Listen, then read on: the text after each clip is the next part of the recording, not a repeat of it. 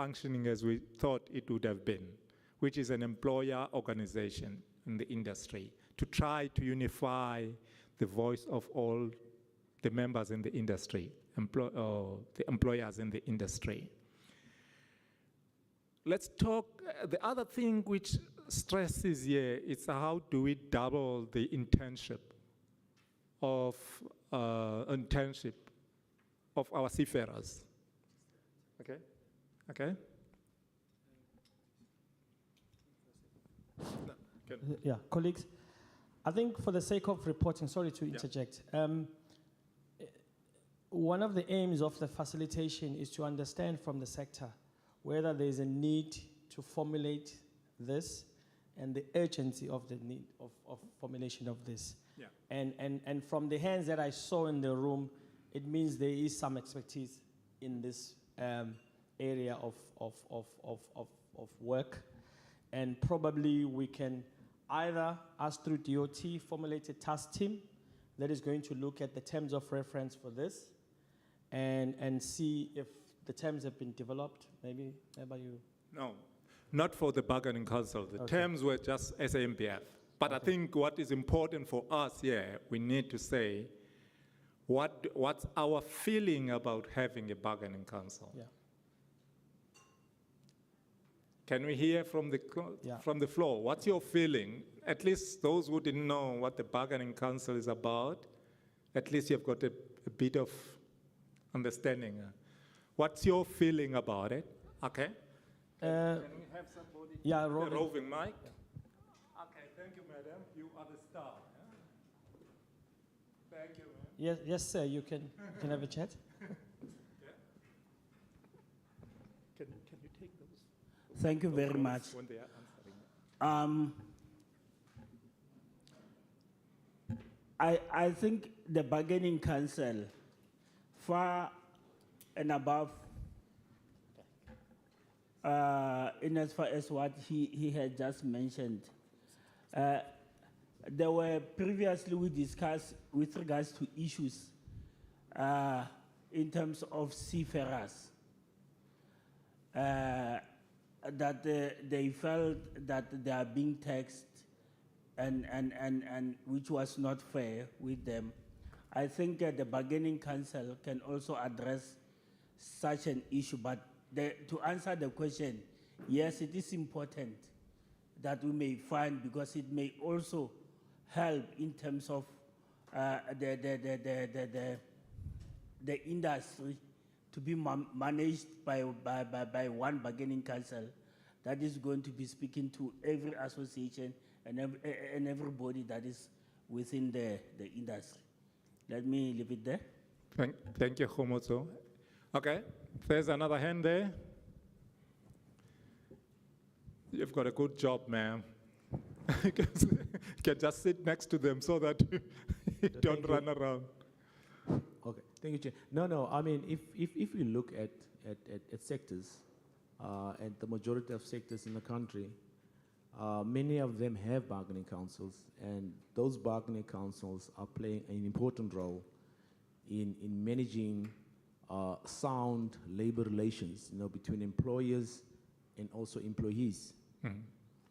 And from my limited information, if you look at seafarers, many of them are not protected in such a way, unfortunately, because there are these things that, once you leave the borders of South Africa, and then you find yourself in a particular, I don't know what those nautical miles are, then unfortunately there's no law, unfortunately, and some of these labor laws don't apply.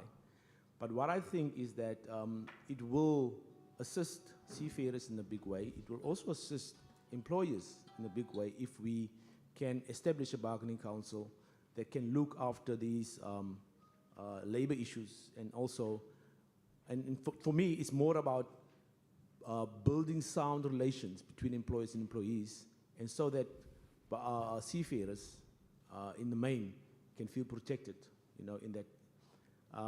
But it also has negatives. There's always these things about whenever you find yourself in these laws, it becomes like entitlement. No, I don't do this because the law says so. I don't do this because the law says so. But I think in the main, we need bargaining councils in the sector. Thank you very much. Any other comments? Understand on the other side, there's a hand somewhere there. While she's going there, let me just clarify something. Seafarers are protected, but not in terms of South African maybe law, because there's Merchant Shipping Act and there's ITF, which is protecting them. There's no body who just sits somewhere where there's no protection, but the problem is it's not necessarily aligned with what is happening here. That's the only difference. And the reality is, if you are employed by a South African company, it doesn't matter if they fire you at sea somewhere there, you're going to come back and fight them here on land anyway. Okay, that's the reality. Okay, I just wanted to make a comment, but I agree with you that there's certain things we can help in, but we just need to understand it. What are those things? Okay, thank you. Good afternoon. Sorry, I'm hidden by the pillar. Okay. Or you can see me now. Okay. I actually was going to touch on the ITF issue as well. Yeah. To say that as much as, because I think one thing that I'm really... Can you come closer to your mic? Okay. So that they can hear you if there might be some people who are at home. Okay, I do. Okay, one of the things I wanted to say is that, yes, there is the ITF, but one thing that is not sitting well, or maybe I'm not understanding the background that you just briefly explained, in that the bargaining council, which will be responsible for only coastal shipping employees.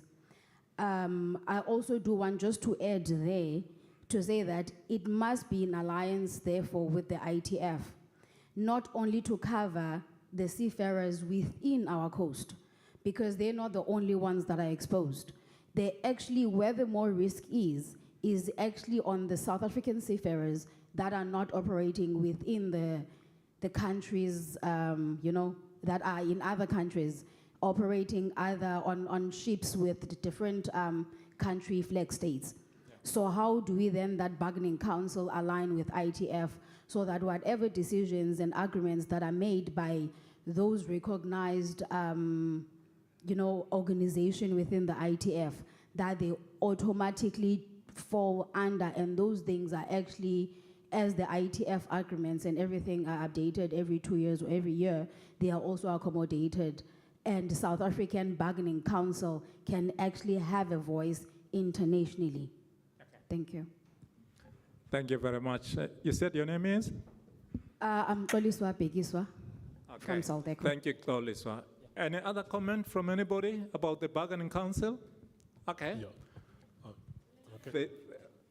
Yeah. Okay. Before, let's give her a time, and then we'll give you as we quickly, maybe to push to close this part on the Bargaining Council part, so that we go to the next point. Okay, I have to hold this thing like a rap star. So this is the only way I can get close to the mic. So obviously we've got a bargaining council for fishing industry, and I think as much as it does assist, I have some issues with certain things, like maybe maternity leave, because obviously the assumption that a fishing vessel, a person who falls pregnant on a fishing vessel, has an alternative job ashore. There's a gray area when it comes to the bargaining council regarding maternity leave for women. I need to say that. I mean, I'm not, yeah. You can have maternity leave for men or whatever, paternity leave, but it isn't as clear, and it isn't as supportive to the pregnant woman as to what to do. You're gonna get, leave 17 weeks or something, but then sometimes, and then there's gonna be the UIF factor, and UIF, we all know it doesn't compensate you, your entire salary and whatnot. So it does help to a certain degree, but then there's certain elements of it that are very cryptic. And then there's also an element that I kind of have an issue with regards, this is only the fishing industry one, with regards to towage and salvaging. As an industry, we always told distress vessel first. If there's anyone in distress, you rush to the occasion and you go assist. But in the bargaining council, it mentioned something about the towing vessel being compensated. What then if you cannot compensate a person? What then, you're a smaller vessel that just basically now the person here is charging you whatever money they had spent or time they'd spent to come and rescue you. So that whole atmosphere of helping first a vessel in distress kind of falls away. So I'm not sure if there are other issues, but I mean, for me, those are the pertinent issues that I've always had with that. It's not to say it's wrong or right, and obviously my knowledge of it is limited. It's more your guys' HR factor that would know it to the greater detail, so maybe you could actually expand on that. Thank you. Okay, before you say it, do you know who are the parties, member parties on your fishing vessel? Who represent employees there? Which union? Yeah. I can't say names. Zolani is not here, I'm surprised. I have an idea of the union members. Okay. I think we can take that and look at it, first of all, and say, is this supposed to be only the fishing, or do we want to expand?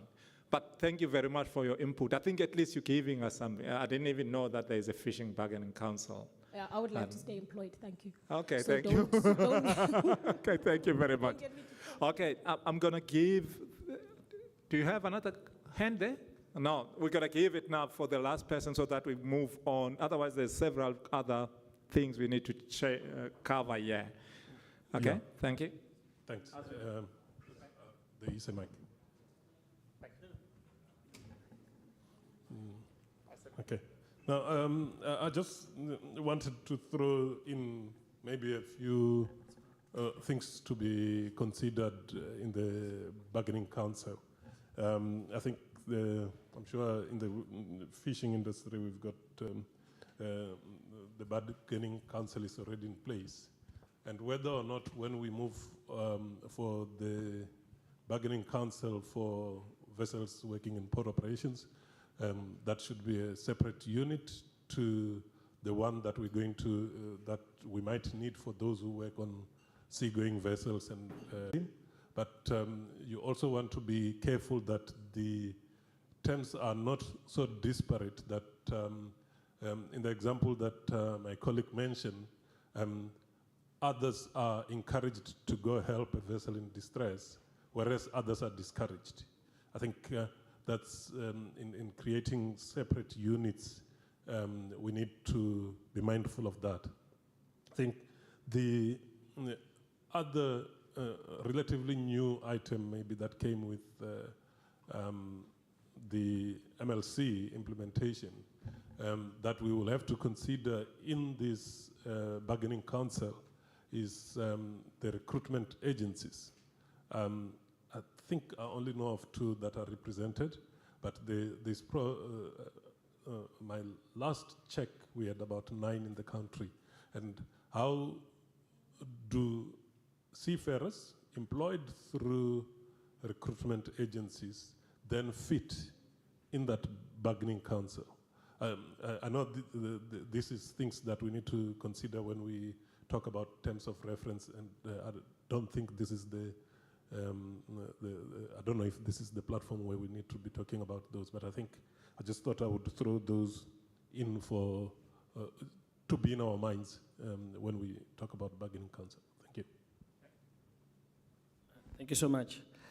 I think in concluding this item, DOT is not here, Mr. Ntuli is not here. That's where we need to task DOT with the task of actually setting up this bargaining council.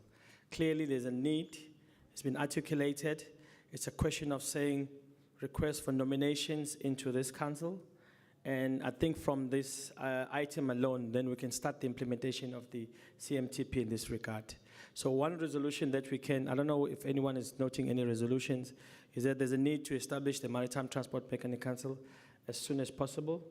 And terms of reference should be sent out, or nominations should be sent out, so that we can establish this. And I take it as a concise, or the agreement in the House, so that we move to the next item. The next item talks about the maritime career guidance and the double intake of internships between Malcolm and Ms. Masugu.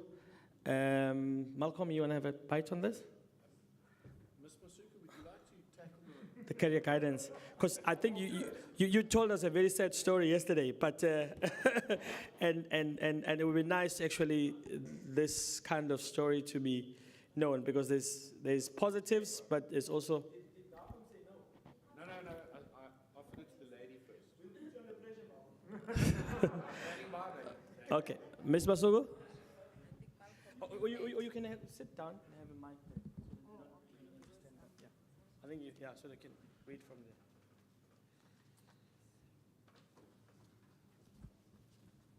Mrs. Basugo. Good afternoon, ladies and gentlemen. A lot have been said about career guidance, maritime education and training, etc., etc.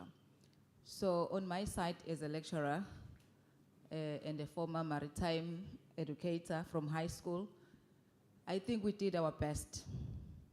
It's just that in our country there's no recognition at all. If you did something good, people they just forget about you as soon as possible. We did career guidance, maritime awareness, and the response was very good. Most schools come up and show interest. The learners were enrolled for maritime studies at school, but the problem was there were no teachers, qualified teachers. But the career guidance, we spread the news, we spread the gospel of maritime careers, good people. We did that, we responded to the policy. And there was an influx of people who are very interested in these maritime careers because we presented it very well. We told people that there are many opportunities out there when you come to this industry, as well as this industry was not visible. As many of us can witness that as we grow up, we're not aware of the maritime careers. We only knew some careers. So now people, when they hear that, okay, there's something like maritime industry, shipping, export and import, so everybody comes. And they were interested. That was a good thing. But now we are sitting with a dilemma here. From high school, there's this bunch of learners flooding to us, DUT, CPUT. We are training them, but at the end of the day, as I think Mr. Sosibo mentioned that in Tlantla, there is no employment after that. They are just sitting at home. So what now do we go and say to those people in the community that we said to them, come to us. There are a lot of opportunities. There are greener pastures. There is this and that, of which there is nothing. Now we are sitting with these schools providing maritime economics and nautical science. At DUT, we are sitting with graduates, a lot of them. As I speak, this year, we've got 200 first-year students, 100 for shipping and logistics, 100 for nautical studies. The DUT, the system for the institution, is pushing us to make numbers. Because if you are not making numbers, which means we are wasting the resources of the institution. Because we are at a small department, we want to take 30, 20 students. In the institution, there is no such. So, on the other hand, they are pushing us to make numbers, to meet the requirements for the higher learning, because they need to attract funding from DHET. They can't attract funding from DHET if we don't make numbers. So we need to increase our numbers, shoot up the numbers. On the other hand, we know that we are setting these kids for failure. We don't have answers. We've trained them. They always come back to us. You said there are greener pastures. Where are they? You said there are opportunities. Where are they? Guys, we are caught in between. DOT does not have answers. DPE and DHET. So as training institutions, schools and everyone, we are in a dilemma really. We don't have answers. So we need you guys to give us a green light.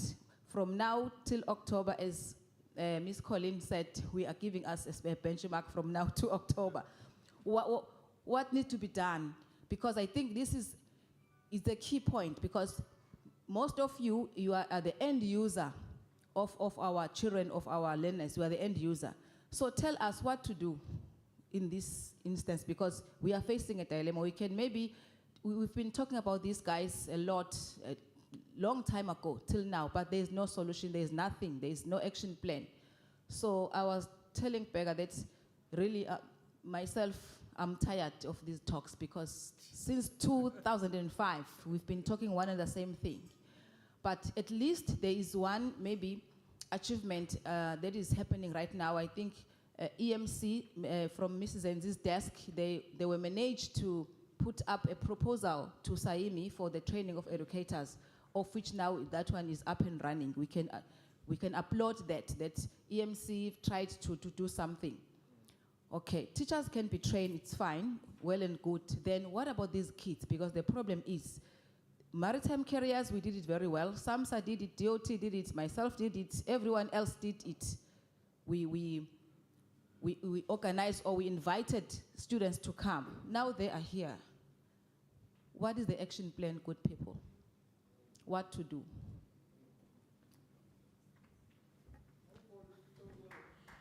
Wow. Wow. Yeah. Malcolm, you want to have a bite? Thank you, Margaret. It's been a long fight in terms of career guidance, okay? And the points that are raised are exceptionally valid. If we sell someone a dream and we don't deliver on it, what are we selling them? Okay. Career guidance, I feel, should not be ad hoc the way we're tackling it. It should be a national issue where all schools and universities and colleges have access to a national career guidance across all elements. I'm going to quickly step across into when we say the word maritime, what's your definition? Okay. My definition, I'm the maritime practitioner in the transport sector. I have 4 SIC codes. Nothing to do with land, nothing to do with forwarding and clearing, nothing to do with freight handling. So we need to be careful when we use terminology, how we understand them. Operation Pakisa, maritime, vessel at sea with a product, to that product on a rural village in Limpopo on a table. Completely transcends the very limited scope I've got.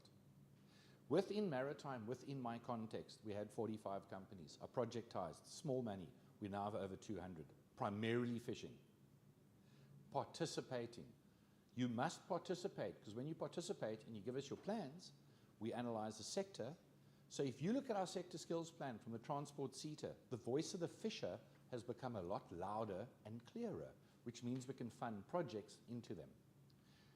It distressed me no end that companies don't start companies to submit paperwork to me. They actually want to run a business. Completely blew me, right? So what I realized was you all individually struggle with our paperwork and stuff to get access to a CETA. But if we block fund a provider in your province and we just say, here's a list of our employers, when their people come through, it's free. You send your people, they get trained, they come back with STCW certificates. No admin, nothing. Provider does the admin because they're geared for it. I'm just going to tap into internships quickly. What's your definition of internships? Because the DHET definition is different to the BE scorecard definition. So when you say double the intake of internships, exactly what product are you looking for? And why are we so narrow? Why only internships? What about learnerships? What about work integrated learning? What about graduate placement? What about all those other things? Why internships? And what do you mean by internships? So I'm quite happy to meet with whoever we need to get some clarity on exactly what we want and how we want it. Now when we say double internships, why are we not working much closer with the CETAs? 21 CETAs. All of them touch on maritime in some way. So MERCETA, boat building, internships. Let them do 1,000. Transport sector, maritime, forwarding and clearing, freight handling, the other chambers. Let's do 500. And you go through all 21 CETAs. But we have to both agree on the same structure of what we're talking about. And a lot of where we go wrong is we misunderstand one another because we use the same term but understand it differently. That's just those 2 points.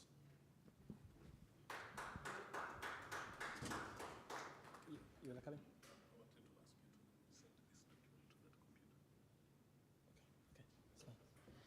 Thank you, Malcolm. Thank you so much for that input.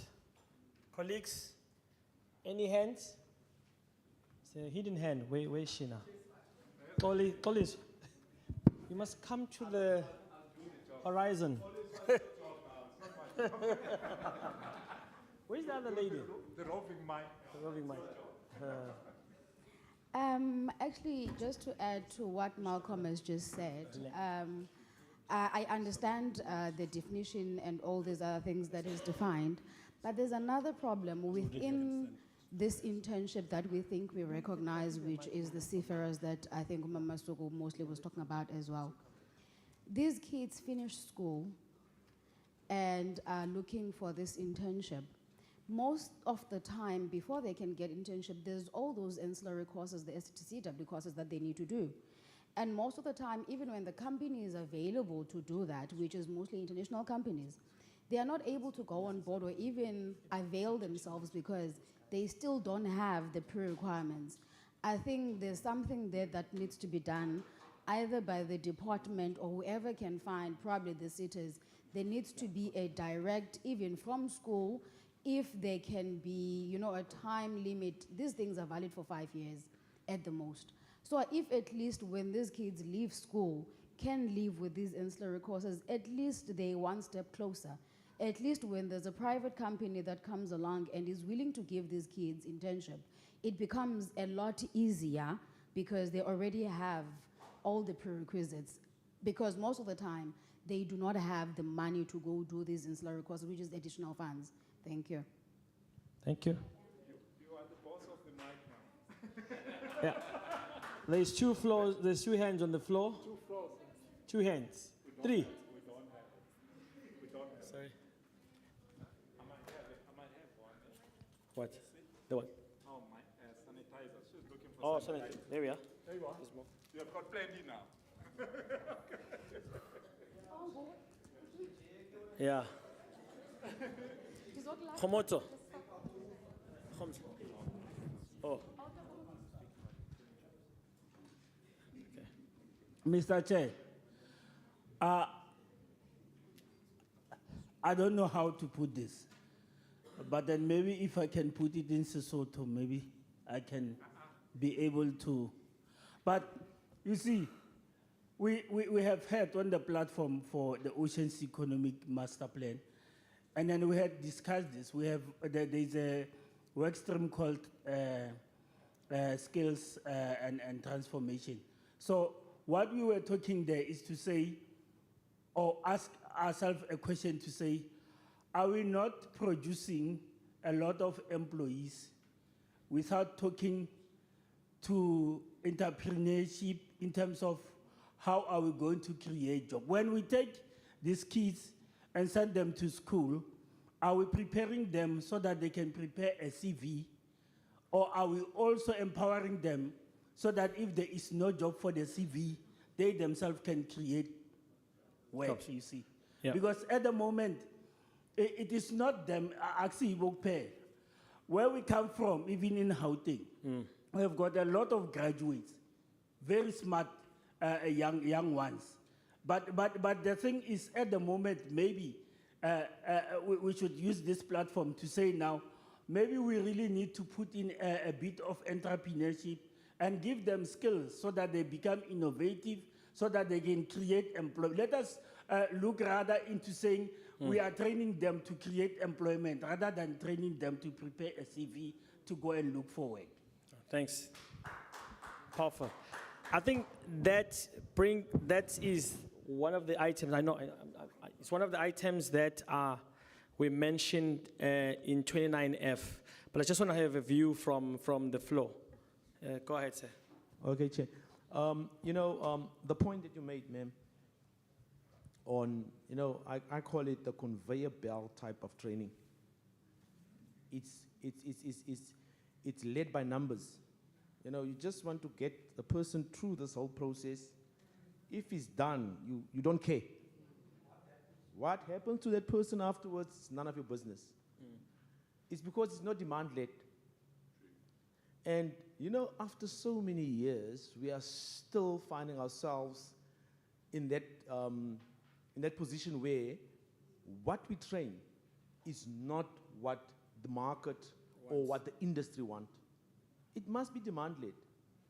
And I feel for you, my sister. This thing of, when I go train, I want to be 100. And after 100, next year's another 100. Those people come back to you.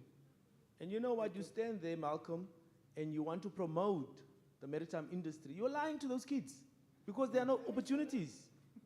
You know? You understand? And honestly, let us in this space try to change that. That there is no way that we can go on and do career guidance and train people without speaking to industry. Yeah. Without talking to industry in terms of how many people we want for this year. So that thing needs to change. And I want us to start here to change that. Thank you. Thank you for that. Yeah. You know, while the mic is on, the next speaker said a very powerful something to me this morning. You said there was 1,000 of you as women. Entrepreneurs. And investors, yeah. And there was no academic criteria for who becomes the member. The most important was the will. Yeah.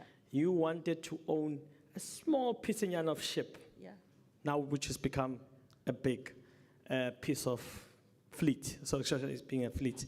So for me, that was a powerful statement to say what Kgomoto has said. We are not promoting entrepreneurship enough as well. We are not inculcating it into some of the policy advocacy. And in these discussions, the most sad things, we don't even bring in banks here. IDC and other funders, TALA, DBSA and all, sometimes they're not part of the discussion to understand. And all they do, they get a business plan that says you want to be in shipping. They have no understanding what you're talking about because they haven't been part of these discussions. And sometimes it's difficult for even them to fund things that they don't even understand. But in your case, you make a groundbreaking intervention. But let me leave it to you to finish the rest of the story. Yeah. No, thank you very much. I think what I wanted to share is our experience from the energy side.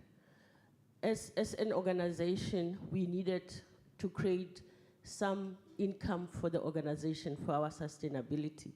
So we looked at where, in terms of policies within the energy sector, and there was that agreement by government that they wanted to install 1 million solar geysers by the end of 5 years.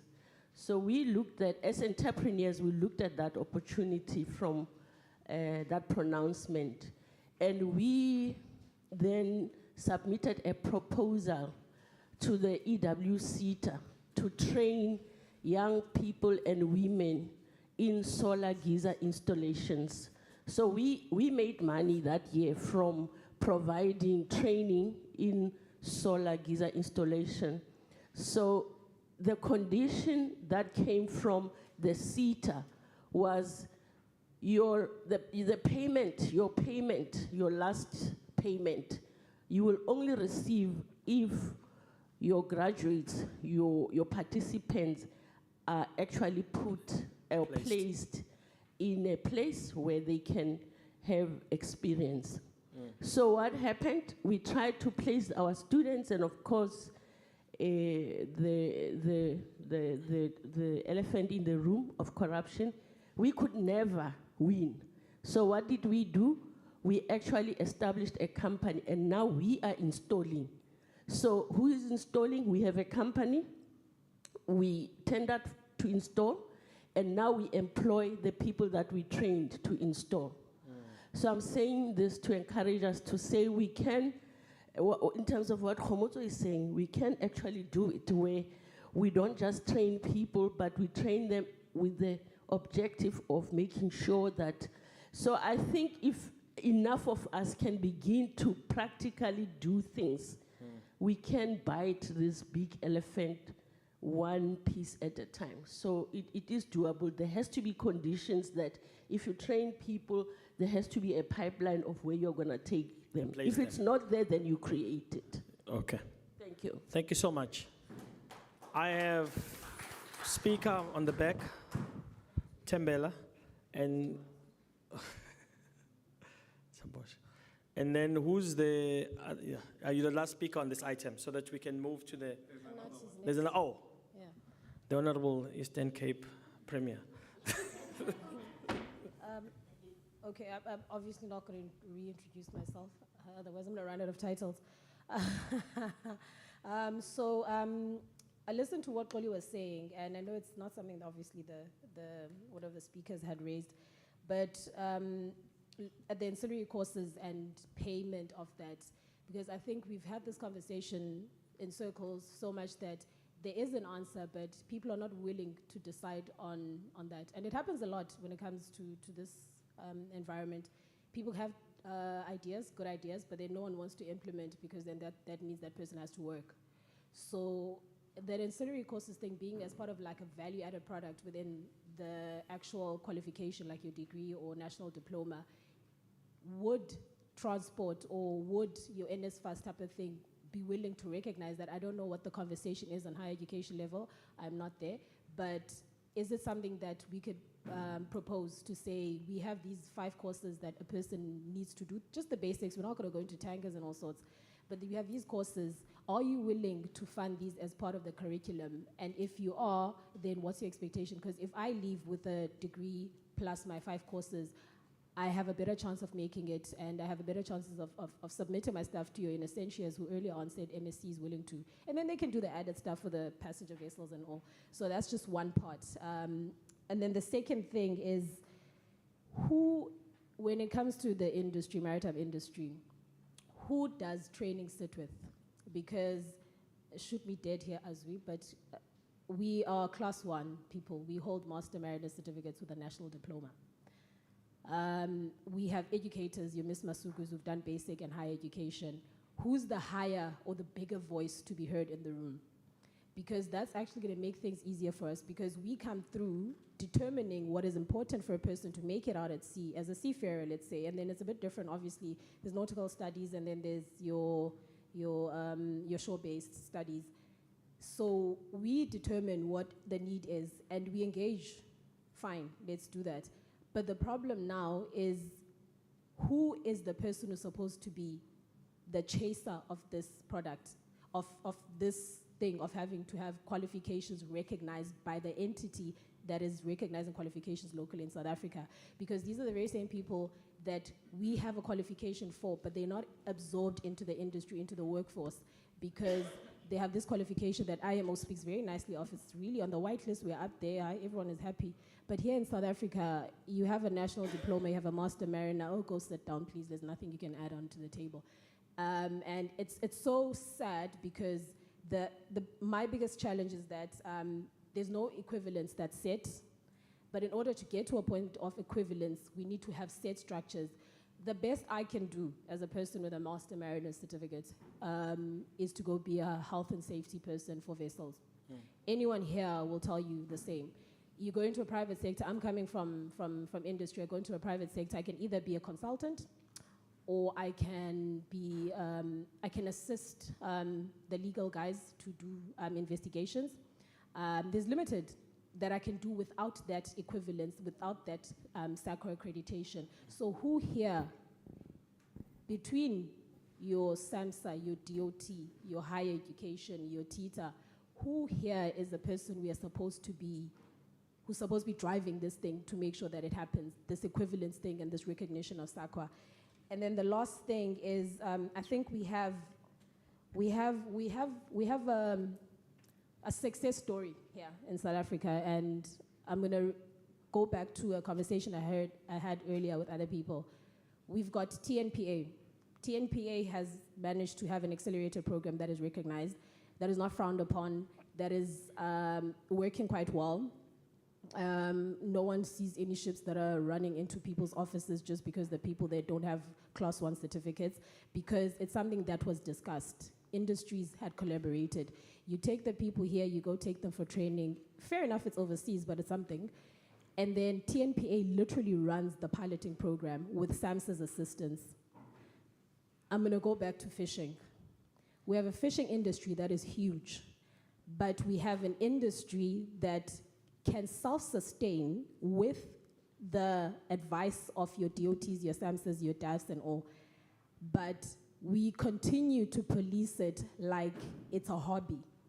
why don't we collaborate with the industry, SAMHSA, DOT, DAF, DTR, whatever? We all collaborate with that, get to a point where you set a standard and they can self-sustain themselves, just like you have left TNPA to issue certificates to their pilots and to run the entire training program and all that. So I have a lot of questions, obviously, and there's probably more where this came from. Actually, there is, but I had to kind of reduce it. So yeah, I'm a questioning mind, so you don't have to have answers now, but it's just to put it on the table. Just consider. Yeah. Thank you. Thanks. Colleagues, I'm just worried about time. You covered on this issue. I just want to touch base on the two last points that you touched on. One important point that you've raised, if you look at other nations that are doing maritime training, most of the seafarers, look at the Filipino model, they qualify with a BSc degree in nautical, but they've done all the STCW whilst on training. So it's something that universities of technology need to inculcate in their program. And the cost is not that much. I mean, compared to what a person pays over a 3-year period for a national diploma, it's probably a minimal cost to incorporate into that. So that, again, answers your question of saying, this person, particular person, ends up with 8 STCW mandatory training that are probably needed, or 6 for that matter. So it answers your question because that could be factored into the cost of the actual program at DUT level. And I think it's something within DUT, within applied science, you can involve Prof. Singh. And then that could be a solution needed. But in answering your second question around the jurisdiction between what Malcolm would fund from a TITA perspective vis-a-vis what the other statutory bodies. I remember in 2014-16, there was a qualification from Royal Maritime University. It was a project I was involved in. There was a non-recognition of that qualification at the time by SAQA. And through the funding of TITA, was working with KZN, that qualification was taken through the process of SAQA accreditation. Today, that qualification is an MSc equivalent qualification because at the time, most people could not be absorbed to the industry because it was a foreign qualification that could not be placed within the SAQA framework of qualification that exists. And through that project, we were able to do a groundbreaking exercise. But Malcolm asked me the other day, how did we do it? Because it took them I mean, you've submitted 24 qualifications to QCTO, and 5 years later, you're still waiting. So I think these are some of the challenges that appear within the bureaucracy of education, where you have DHET, and then you also have now the QCTO, which is deemed as the future. You want to touch on that? Yeah. I'm not going to use a mic, I'm quite loud. People at home. In terms of the QCTO, and the discussion you spoke about, the divide between SAQA and SAMHSA, I've been grappling with that since 2005 December, which is when I joined the CETA infrastructure. Since that time, we tried mutual and we tried separate, it just didn't work. Through the QCTO, we ran a very extensive project which includes a host of fishing qualifications, which is going to come to our next point. I think it's 24 qualifications.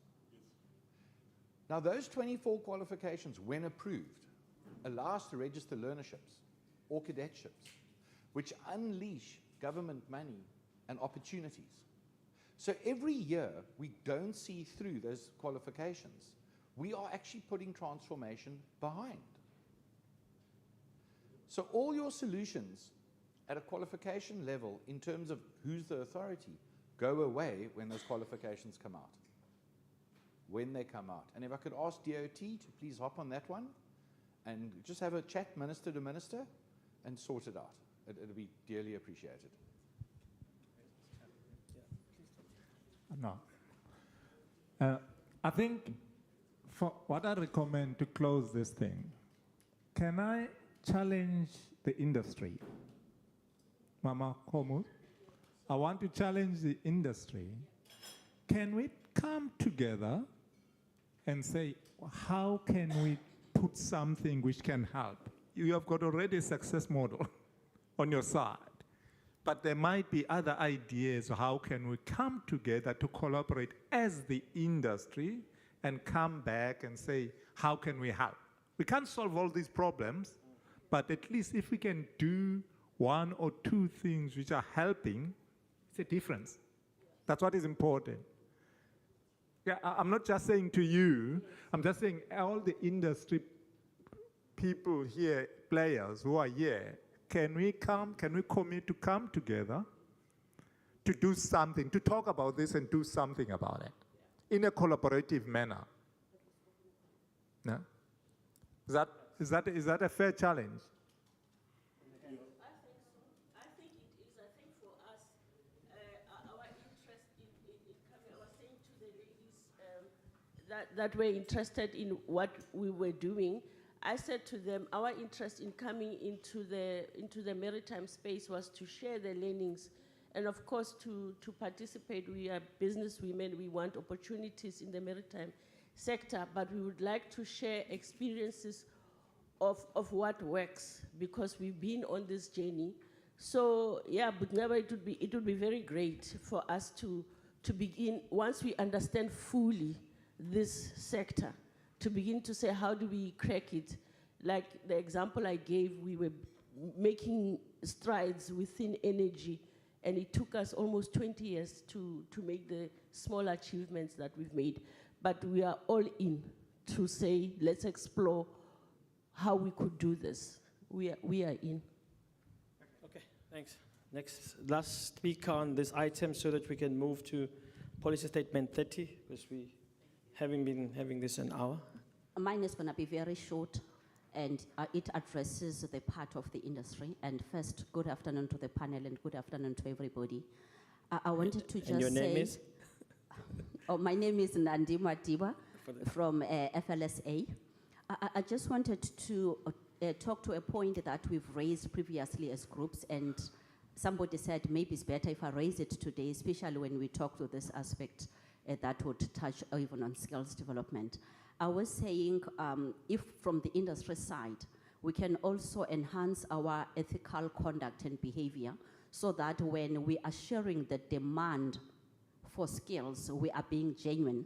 Because I made an example about a SETA where I saw a report that was making reference to what is required as per their plan, and you find that the plan is not addressing their true demands. So if then we are not genuine in terms of our needs as an industry, then the SETAs are not going to be effective in terms of what they address because they don't get genuine submissions. So it talks about our own ethical behavior and not want to take advantage of employees that will not be demanding certain rights, and therefore we're trying to get cheap labor. So that one is from the industry side. I'm not saying necessarily maritime.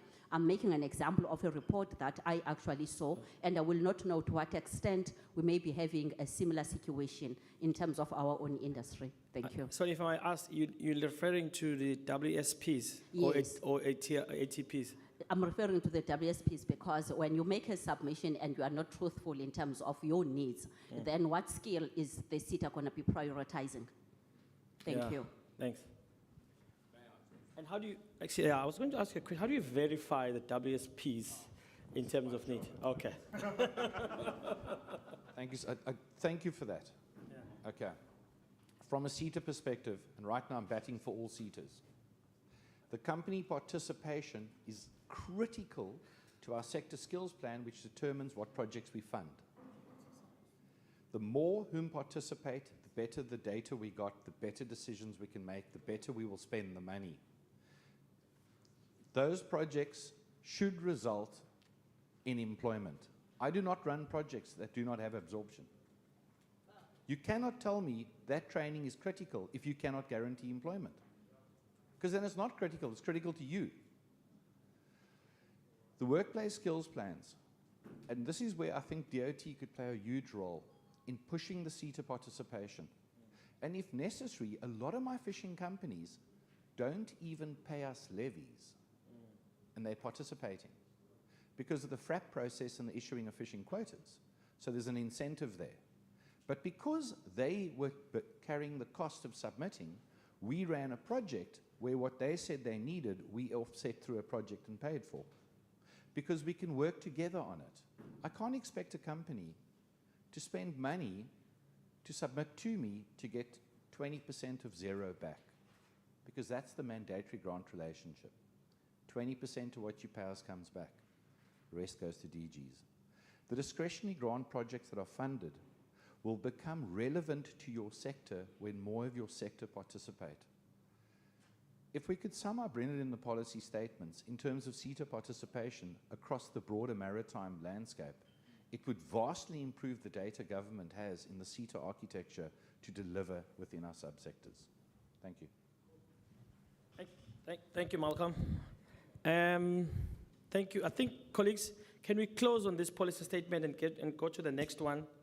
I think the next one, as you will lead on that. I think policy statement 30, which looks at the accelerated program of education and training.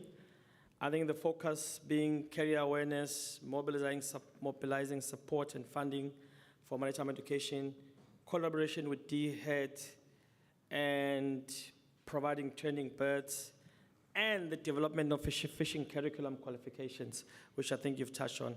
And then the last aspect is on maritime educators. As you want to come in and take a bite on that, and then we can share the rest to the next. Is you connected? Yeah, I'm connected. Can I take this one? Okay. Yeah. Good afternoon, everyone. I think I've introduced myself earlier, so I'll skip that part. I'm scared of speaking in public, so I'm just gathering myself so that I don't fluff my lines. I'm going to share my screen.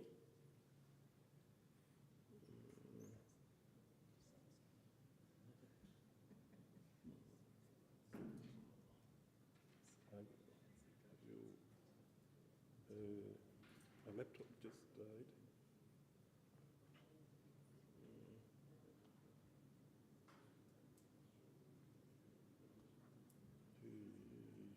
Okay, this doesn't want to work, so I'm going to just read from it.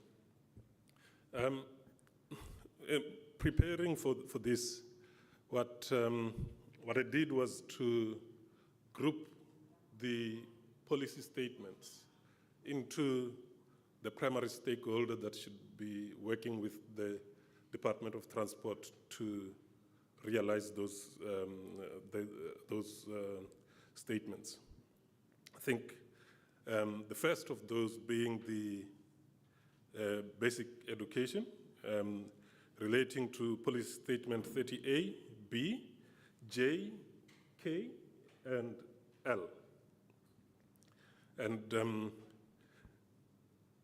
to save time, I'm going to skip some of the context that are made for those, and just discuss the issues that I think the group needs to consider. Relating to policy statements 30K and L, there's two things that K deals with: the minimum training for educators being no less than 12 months, and then L coming immediately after to say that there should be a competency or knowledge assessments of current and future maritime educators. I think I found these statements to be problematic in some way, in that you've determined the period of training before you've determined what competencies must be covered. So you're going to have a difficult time if you, at the end of going through the competencies, you find that you need 2 years. Or you find that it's a training that you can do in 3 months.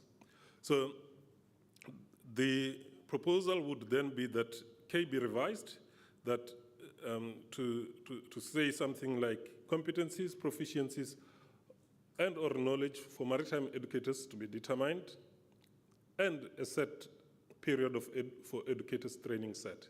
So we follow some sort of a process that we know what we need to train people on, and then say this period would be suitable, and it can obviously be adjusted according to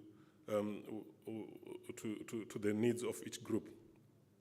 A second revision, or the second statement then would say a system of continuous professional development for educators to be put in place to ensure that to be put in place to assist them to keep abreast with the changes in the industry. So the first part deals with their competence. The second part deals with them maintaining competence. Because I got my master's certificate 13 years ago. And the question is, would I pass if I go sit in the oral exam today? So, we have a system of ensuring continued professional competence in place. And similarly, I think the doctors in this country have the same system. And I think any educator and professional there should be a system for maintaining continuous professional competence or development. Then the second part, or the second stakeholder, is higher education. And I've divided this group into 3 subgroups, one dealing with port operations and merchant vessels, and the other dealing with higher education and fishing, and the other dealing with onboard training. So in the higher education for port operations and merchant, the statement is most relevant to that is paragraph C, 30C. It's too broad. I think it's similar to the statement made in the 2 groups that I participated in yesterday for women and youth empowerment, that seafarers on merchant vessels need different solutions to seafarers who are on port operations vessels, similarly who are on fishing vessels. And as such, my suggestion, without suggesting a rephrase or a rework, is that we need to try and be specific. When we talk about the collaboration that the department is going to have with DIET and other relevant organs of state, are we talking about seafarers in their 3 categories? Are we talking about maritime lawyers, small vessels, lawyers, naval architects, associates, maritime professionals like search and rescue practitioners, traffic controllers, offshore supply personnel, harbor masters, pilots, diving, and over and above that, entrepreneurship. I think it's been mentioned a few times, and my pronunciation of it is getting better. So, I've got a national high diploma or diploma in maritime and diploma in maritime studies. Not once was I taught business skills. Not once. I've been taught how to manage a ship, but when I came ashore, it was a cultural shock, to say the least, literally. I went from a place where there's structures, and protocol and procedures, just about for everything, including how you handle the door. So to a place where you've got any number of people with any number of skills, some of them you've never heard of, and I'm expected to fit in and thrive. I think 13 years later, I'm getting close to it. And so one of the things I've put here in the consideration that must be made is, I don't know if about the right terminology, but I just called it shoring a seafarer. How do you take an able seafarer, a master mariner, a chief engineer, and put them in an environment in a way that they can thrive on day 2? As soon as they finish induction, they should be able to thrive. In my head, I can imagine a program run by the DOT, or SAMSA, or DHET, or anybody else for that matter, including the cities, where a seafarer can apply to do a 6-month course, a 3-month course, a 1-year course, or however it's set up, an online course for that matter, to learn about, in the first instance, work etiquette in the office place. But over and above that, how do you deal with your IT colleague, your HR colleague, who've got no idea of the skill set that you've got? So I've listed, I think, 16 different professions that paragraph C, in my mind, touches on, and what I think would be the problem. And in some instances, I don't really grasp those problems. Then, higher education, in paragraph G, it relates to the educator training. So I think that has been discussed a little bit. I'm going to skip right through. Then fishing, I think a little bit, half of my heart considers itself a fisherman. I think I've only caught 3 fishes in my whole life, so just put that disclaimer out. Similar to the group for women and youth, I have to agree with my colleague who has left the room that when I started getting involved in maritime education and training in 2012, my first realization was that,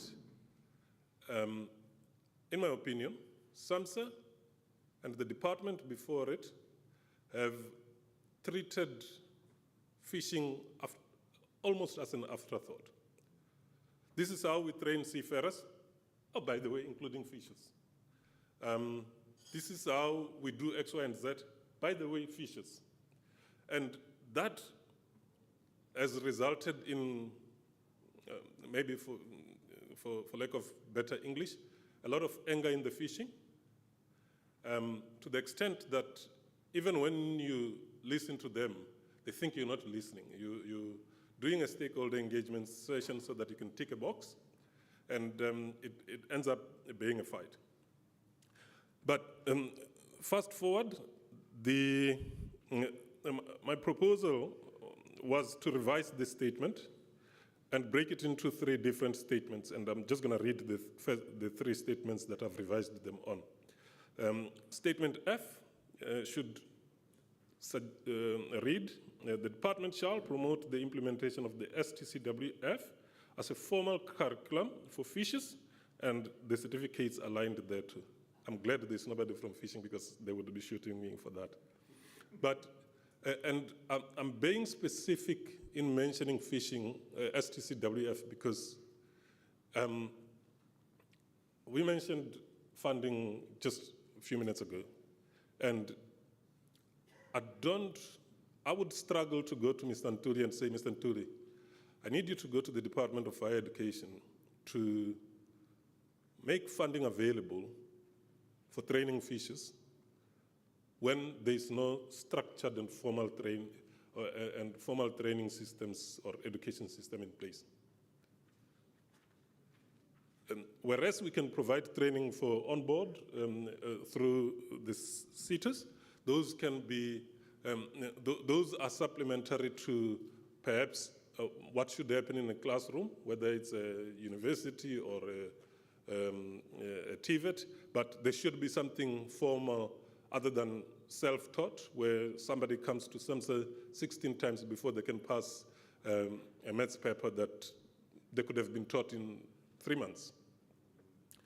The second statement, the department shall, together with DEAT, seek to formalize the education of officers through higher education institutions and award underlying qualifications, for example, certificates, diplomas, and degrees if necessary, depending on the institution.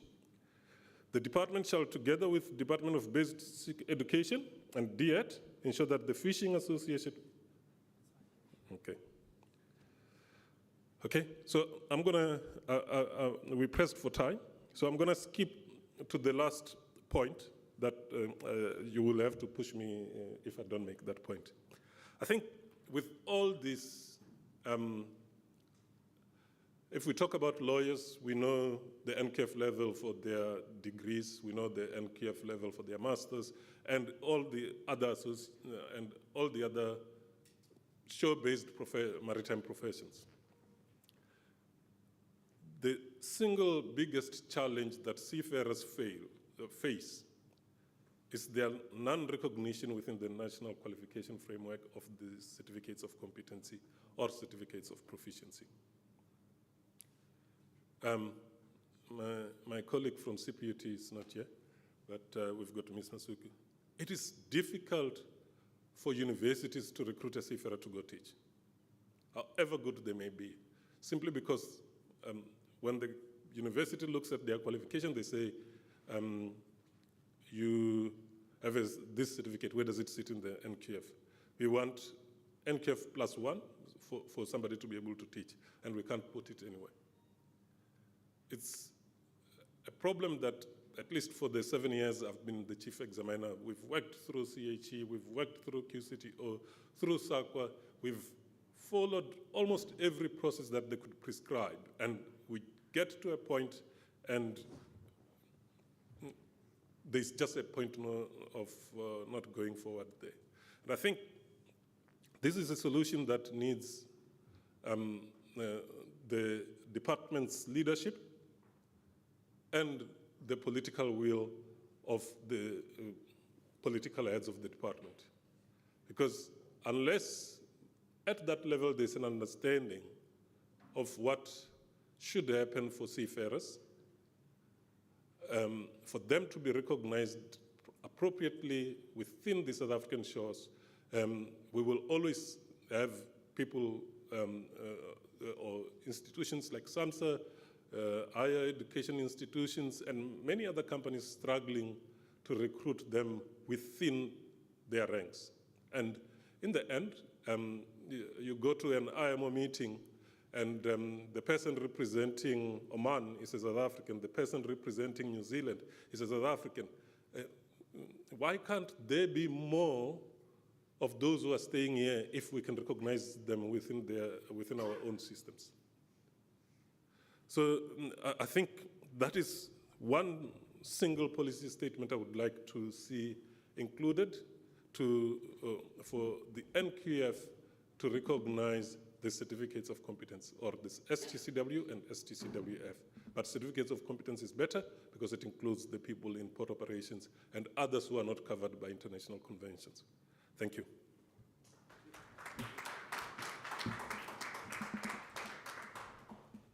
Thank you, Azwi. There was a mouthful and a very extensive presentation.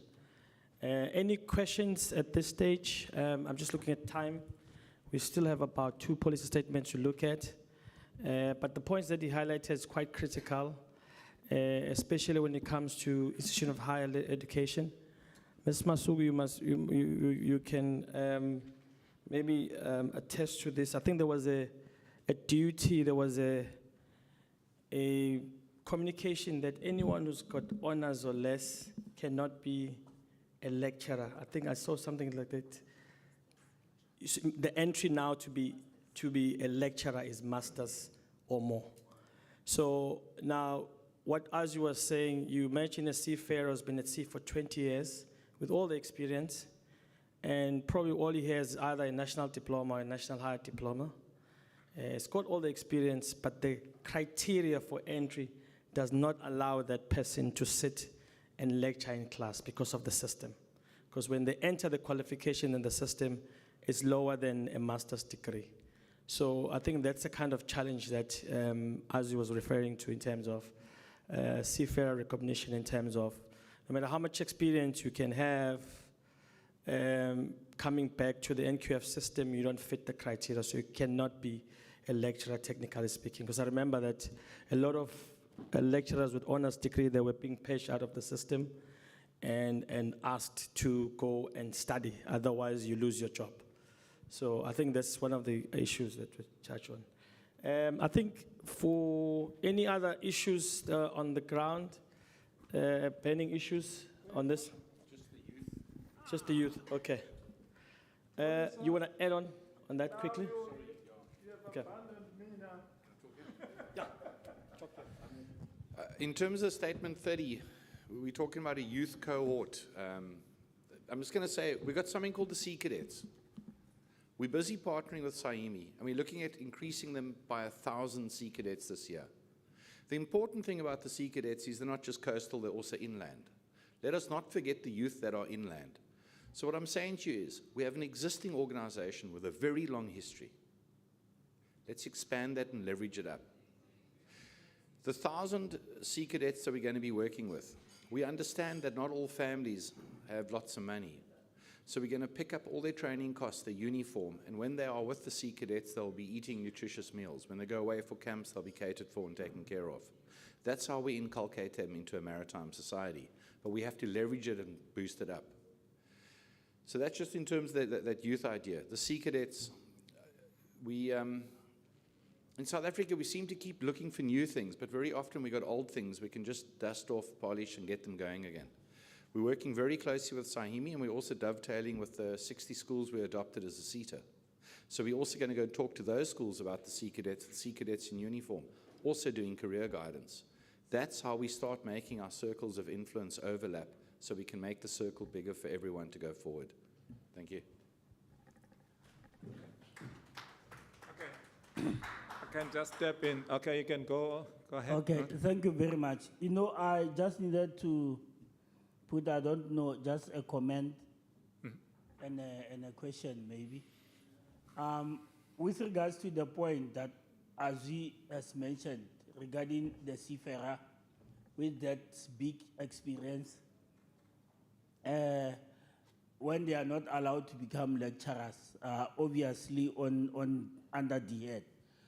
But we have discovered when the learnerships become prevalent, we have discovered the performance of companies with regards to them using managers and all experienced people in order to develop in the learnership. And the product, of which I'm one of that product, it is becoming very much effective. There's in Johannesburg, there's Metro Mines. I know that Mr. Mageba was once there. But then what they do is that they do use the managers. Now at least you have the national diploma and everything. So I was just wanted to ask in terms, maybe to you colleagues, in terms of that approach versus the approach that which the government is using in terms of developing skills in our industry. Your comment there, thanks. Okay, thank you. Any other hand? Okay, there are two hands. Okay, start behind you. Okay. Thank you very much. Just talking on, my name is Nsiki Mbono from DFFE. I just wanted to talk on the issue of the gap that keeps getting highlighted to exist in terms of some of the cadet or cadetship programs that we have in the country, which has been highlighted by some of the players in the international shipping side, where they've complained to say that while the cadet program is not lacking anywhere, there seems to be a bit of a gap of needing to extend the period from 2 years with another year so that there's sufficient experience rendered to those seafarers to be able to qualify to be absorbed anywhere in the world and not only in South Africa. And they then said that if that could then be addressed to close that gap, I'm not a seafarer, so I wouldn't know what would be entailed in that gap. But I thought, let me highlight it because Andrew Millard is not here. He's very passionate when he highlights that, because he indicated that, for instance, where they've been trying to close the gap as Vuka Marine, they try and extend that period so that they don't give only 2 years, and they train their seafarers to a point where they're able to be an officer easily, rather than giving them 2 years, but making sure that they are competent enough in all the things that they need to do on board a ship. And the aim of that, they say, it's so that we produce a quality of seafarers that can be absorbed anywhere and not have to worry about lack of absorption. Thanks. Okay. Thank you. That's that. Okay, while you're walking, we've got time up to 4 because the minister will be closing at 4. But I just wanted to charge something. I think our system has got problems. Our systems, again, it goes back to this alignment between the departments, of government departments. Here's the reason why I'm saying that. A CA goes and the person when studying as a CA does degree, honors, board exam. And when you finish that board exam, you're allowed to go and lecture. A seafarer does a national diploma or whatever it is, you do your COC, which is a board exam for them. Why can't you be allowed to lecture to a level? That's the question I'm saying. Those are the things, again, we think the departments amongst the government, they need to sit down and talk this through. Because if it's working for CAs, actually, if you go to the technical colleges, they prefer to take a trade-tested artisans to be lecturers because specifically they know exactly how to swing that spanner, you know? I think those are the things now our departments, they need to sit down and talk it through. I don't believe that they should completely discount people who have got experience and COC to say you can't do anything. You should be able to do something. You might not be allowed to lecture people with degrees, but I don't see a reason why you can't lecture people who are doing diplomas and first years. I don't see that. But that's something which has to be fixed within the government. I think maybe that's a point we need to take, that the government department needs to look at that criteria, what is approved. Because we've got systems which are already working. All right, sir, can I give it to you? Your name again and introduce yourself. I'm handing over to backup because this is, no, he's there. All right, thank you. My name is Stephen Rakoma from some Maritime Special Projects. I've been listening to everyone of the speakers here. Most of them spoke about seafaring or seafarers as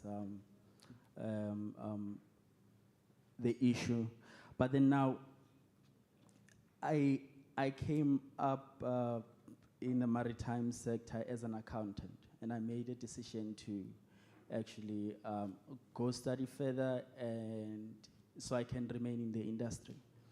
And then when the speakers spoke, they spoke about maritime lawyers, they spoke about maritime economists, and then the seafarers. Now, my issue here is we're leaving out maritime finance professionals, which is completely a different animal altogether. We're leaving out maritime analysts from econometrics perspective. And if we're going to develop, and I remember there's one person who spoke about what the industry demand, right? And then when you don't have those analysts from the maritime background who will then do a global analysis of what is it that the industry needs, we might find ourselves being left with a serious gap. The shipping finance is quite complex. I thought as an accountant, then it's going to be easy for me looking at those figures. It's just going to be easy. And then shipping finance become even more complex. And I think, as we mentioned, the important curriculums in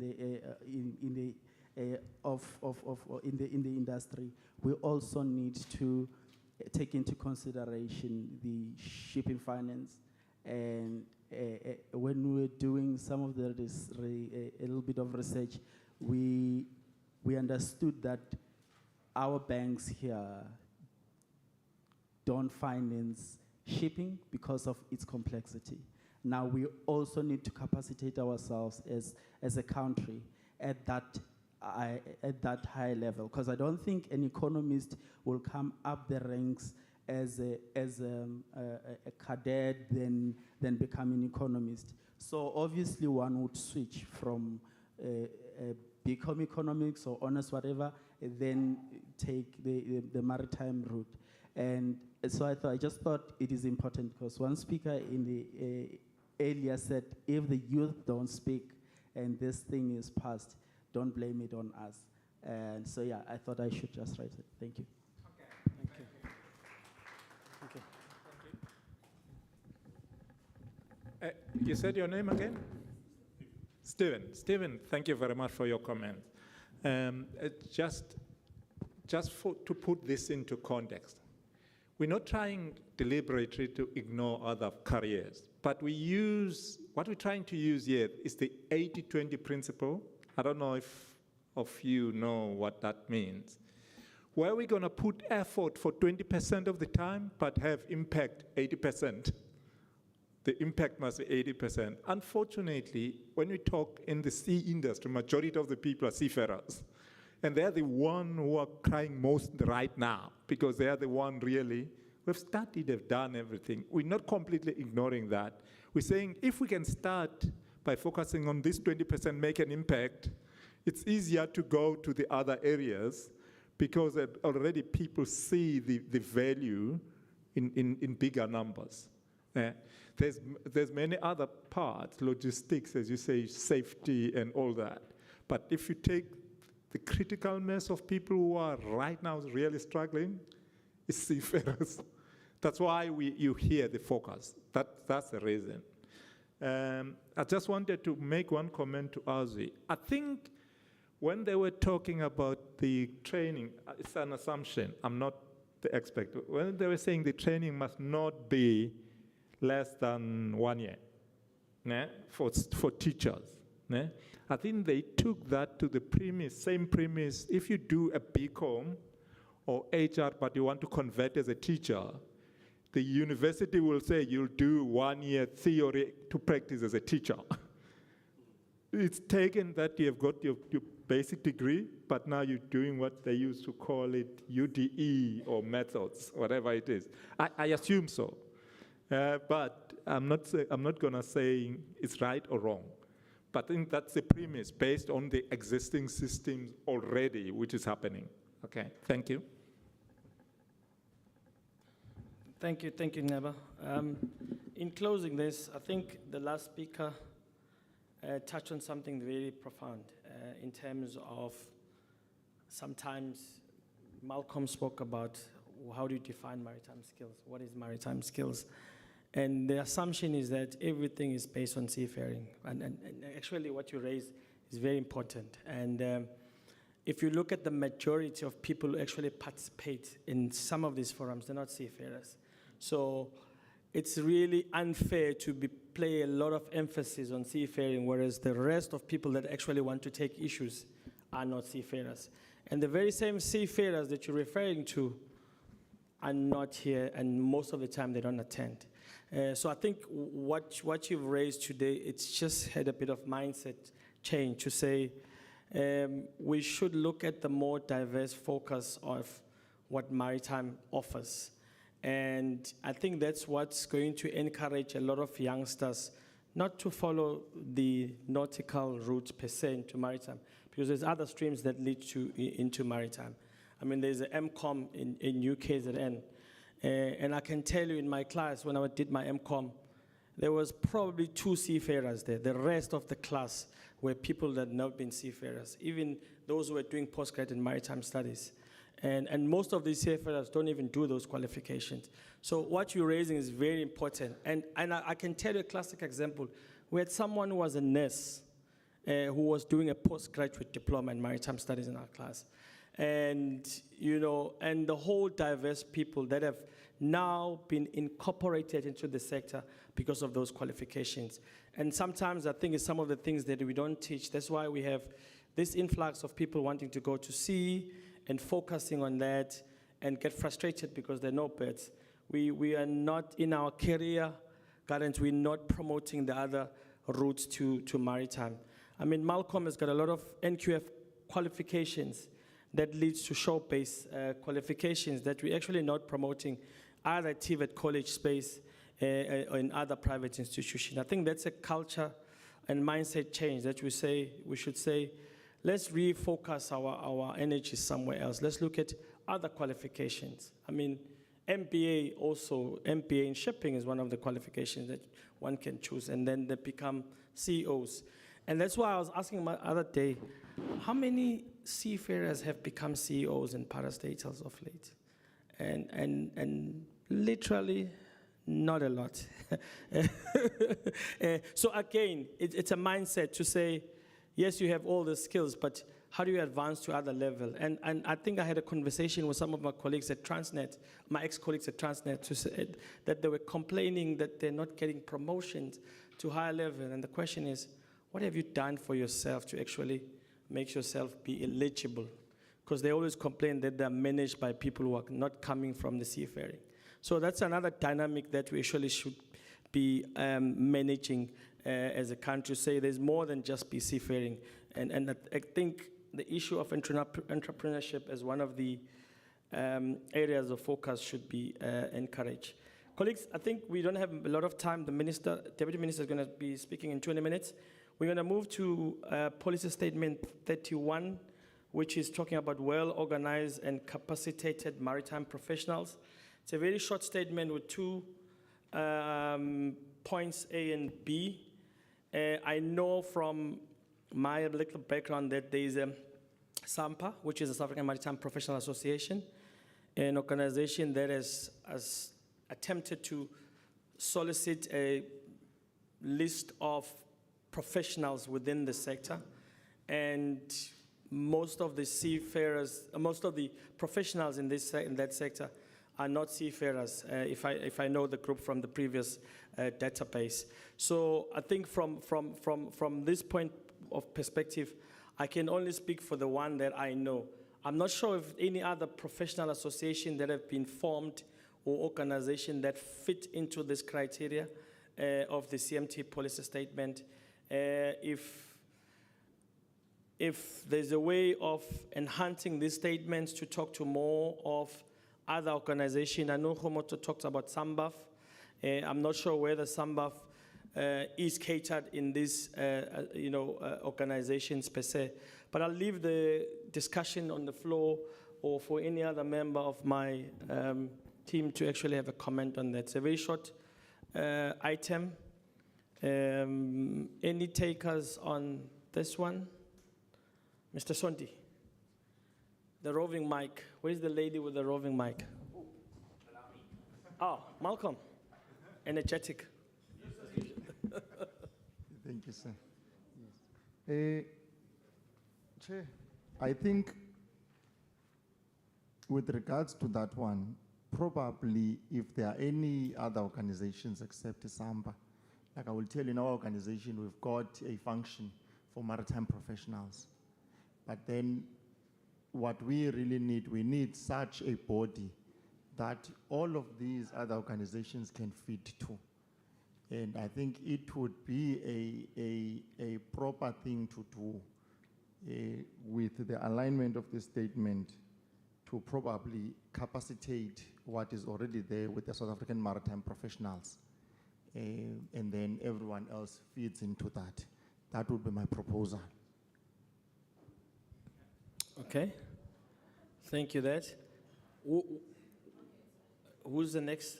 While the mic is on the floor, Okay. Let's look at, you spoke about the maritime professionals, speak like this. But there's also other logistics organizations. Does the Freight Logistics SA fall into that?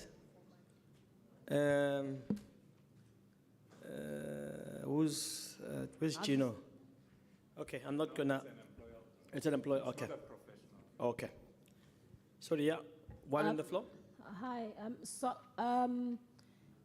Mine is actually a comment. It's not even a question. So you spoke of Sampa, and I'm sure they're doing great things. Everyone is doing good out there. But yay, to try and get to these associations, you have to send a WhatsApp to so and so, and that person has to first know. Is there any way where we can make it easy for people to join associations, get to see what the constitution of the association is before you can actually tie yourself to a 540 rand to do APC or whatever the case may be? And I think by virtue of you as a facilitator, no judgment passed, by virtue of you as a facilitator standing there and saying, Sampa, is there any other logistics, is there any other freight, there's clearly a lack. So this is obviously not something that we can come back on the policy and call it a win, because it's still a bit of there's a gray area. So even though we are all doing great things, it's mostly free will again. It's not a push from the department or whatever department is a custodian. So that's what we mean by this policy. We're not asking people to do things in their spare time. We're asking who's gonna push the people to do things in their spare time, or who's gonna push people to do things and catch up with them as to where we are. So I think we shouldn't take any merit or any wins on the fact that people are doing things out of their own accords, but start addressing the fact that they are not propelled by the department to do so, and they are not held accountable, and there's no feedback because I'm doing this in my spare time. Thanks. Okay. Hi. Thanks. Oh, there's another. Yes. voice. I think I hear the associations. I mean, there's Vista who's doing great things as well, which is an association, and all others. But I might be getting this wrong, because I think, isn't that what SAIMI is, something like that? Shouldn't then be more effort put into that Maritime Institute that is set there by government? Because I think there is something there in place, but it also just needs to be sort of structured so that then it can actually do these development programs that probably can guide even other institutions that are there.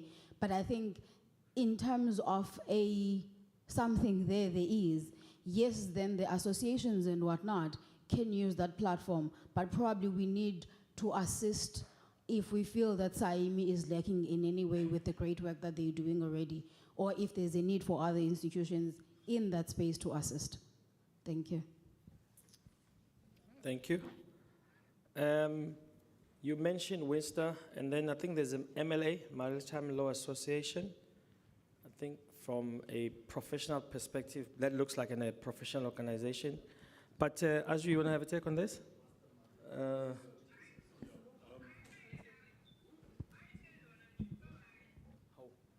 Yeah, no, thanks. One, I mean, there's any number of associations that I'm aware of, SAMPA, SMBF, SASO, SOMSA, SAIMINA, and all of them have different interests and different views of the world, both locally and internationally. And I think one of the things that we need to be able to say is that in a way, maybe we first, do we want a proliferation of more bodies? Because I, for example, I'm a member of SOMSA. I wanted to be a member of SAIMINA, couldn't qualify. I wanted to, I'm a member of the Nautical Institute, and I think I was supposed to be the first member of IPSAM, and any number, you can imagine. If we create another one, it's another association for me to join. For those associations and organizations that exist, why have we failed so much that we are discussing having another body? Because for each one, it's 540, as Tabela mentioned, to part away with. And it's a place to be for a day, once a year. And those counts a lot as well. So I think maybe the introspection of these organizations that exist is, where are we failing? Yeah. And how can we make sure that we cover the gaps that we've got? Thank you. Yeah, I think you've touched on the nerve in terms of there's a couple of organizations that exist. But again, how has government assisted these organizations to thrive? If you look at other associations, they have some funding that they get. I'm going to mention Sawoga for a fact. I know they get funding from DTI to a couple of millions, and it's an association of oil and gas alliance players. So the question is, and I asked Mr. Ntuli the other day, I said, but you were promoting the associations and professionals. Is the department having an allocation to actually support these, just for them to do administrative part? Because some of these organizations, like you said, you have to pay money for them to be able to sustain you as a member. I'm a member of IDOSA, directors, but you still pay membership fees, but you also get free training, assisted training and so forth. So all of these things count, and the question is, what is the envisaged view of government or DOT in this particular instance? Like you mentioned, there's a couple of few. So I'm not sure exactly in terms of reporting from Mr. Ntuli, exactly in terms of how has CMTP achieved or not achieved this objective per se. Because one of the tasks that we have is to say, well, what have we done in 5 years? Track record, tracer studies. Are there tracer studies of development and assistance, either formulating CPD points and so forth? So I don't know whether this should be reported as achieved in different pockets, or there's a need, like you were asking, whether there should be a unified one that looks into it. I see two hands, Elijah, and who's the other hand? There's two hands. Oh, okay. The usual. The usual suspects. Is it all? Okay. Yeah. Thanks, Chair. My name is Elijah Ramlifo. Yeah, I think listening to what we have been discussing, especially on policy statement number 31, I think we're missing the target just a bit.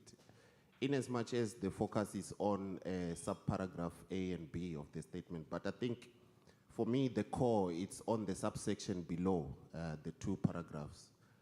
Because if we talk about capacitating, how do we capacitate? And the policy statement or the policy, the CMTP therefore further went on to say artisans training and the Center of Excellence as the key enablers to ensure that we capacitate or we meet the target as prescribed by policy statement number 31. So in as much, Chair, that we have to ventilate paragraph A and B, but I think we need to also dive a bit down to artisan training as the form of enabling a condition to capacitate our industry, and the Center of Excellence. But in regard to the Center of Excellence, the key there as well goes like we need to define exactly what do we mean by Center of Excellence, what makes the Center of Excellence, and then we can evaluate whether in the past 5 years, those two aspects that speaks to capacitating, with the focus of artisan training and Center of Excellence, have we done anything? If not, then we have to go back to the drawing board and check if we can reconfigure ourselves. Thank you. Thanks, Elijah. I think this was a bit of a wake-up call in terms of, the other aspect I think yesterday we spoke about artisans and as one of the critical feeders. I know Carl was quite passionate because from SA Shipyards, they were quite passionate around the development of specialized shipbuilders that fit their criteria, that are certified by them. So I think from this perspective, yes, but I'm just trying to understand how does that fit to a, okay, I guess they're professionals in a way, yeah. Yeah, I think your points are well noted. Any other take on this item before we move? We don't have a lot of time. Deputy Minister, Sinozipo is looking at me now. Boss is going to be speaking in 5 minutes. There is a taker. Oh, there's a taker, okay. This taker is just going to say something that's probably going to be incriminating. But obviously this is a Department of Transport. Huh? Like Eminem. So I'll be a bit, yeah, no, time is of essence, but I also just, without wanting to take away from anything, this is probably one of the most intense sessions we've had this 3 days. And I know time is an issue, but guys, we've had 15 minutes for politicians in meetings before and 5 minutes for industry. So let's not do that mistake again. Okay, so. The sponsors are listening. I know. But so you're going to offend those people there. No, it's not an offense. It's not offensive. It's just a statement that next time when you set things through, have 15 minutes for the people that are in the industry that have concerns, and then have the 5 minutes for the generic stuff. Okay. So, with regards to you this... still want to keep your job, ne? I'm in private for a reason.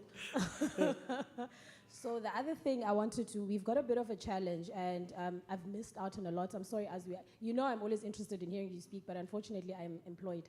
So we have a problem where we have an issue of, I'm going to divulge some inside stuff. I work for a fishing company. I'm sure you know that by now. And the problem there, we have skills that we can't source in South Africa. And those skills are, it's not AB, it's not motormen. It's skills that are part and parcel of working a big fishing vessel. So we outsource that as far as Russia. And we have this concern that we want to South Africanize, obviously, without having, these skills could actually be given out to South Africans. So we have like, let's say 20, 30 Russians on a vessel of 110 people.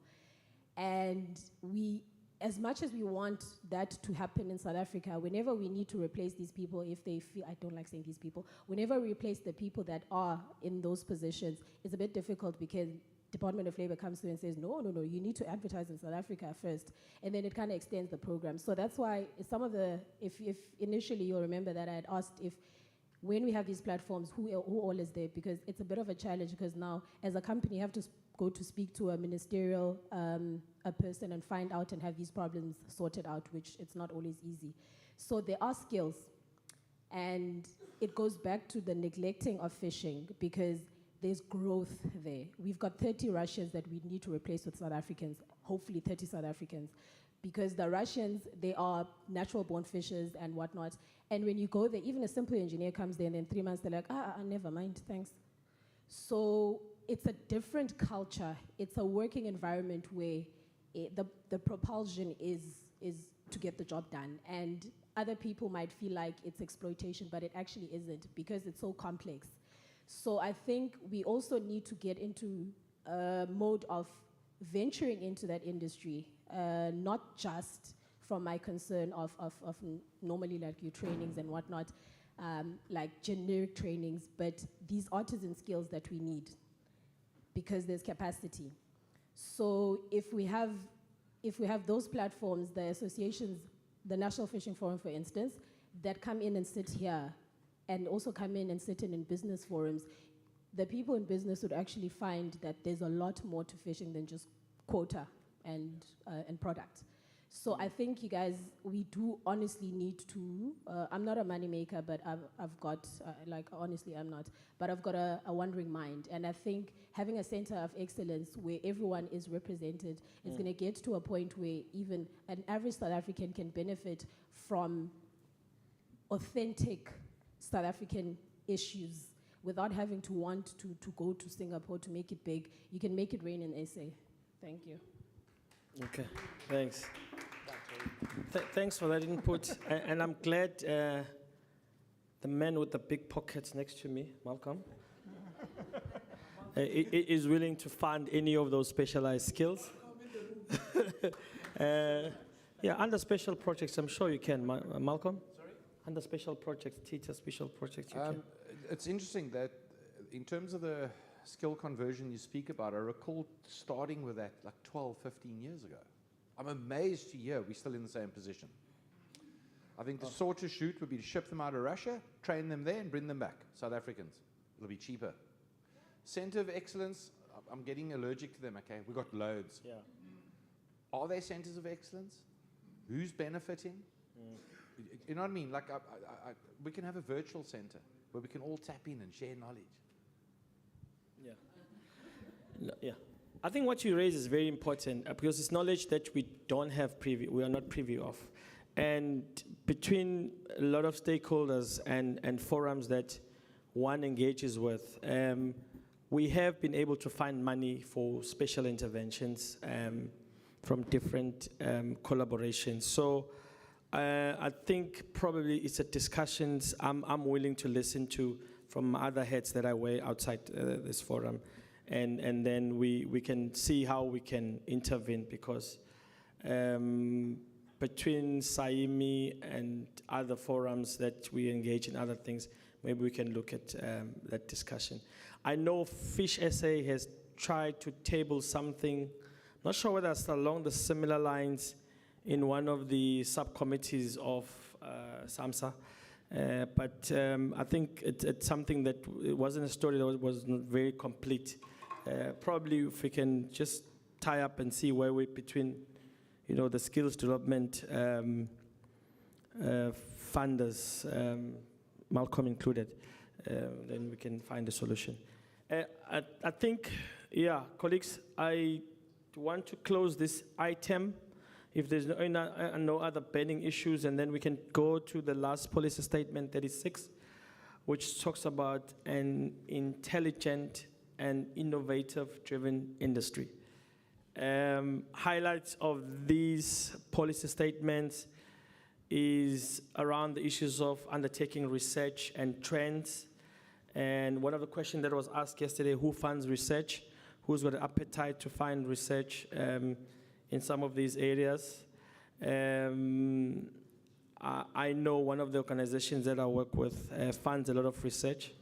I think Elijah Moses Kotane funds a lot of research, but our focus is on the province of KZN per se because of the funding criteria. So if one of the research is around that area, maybe it's a discussions we can be forwarded to the organization, Moses Kotane.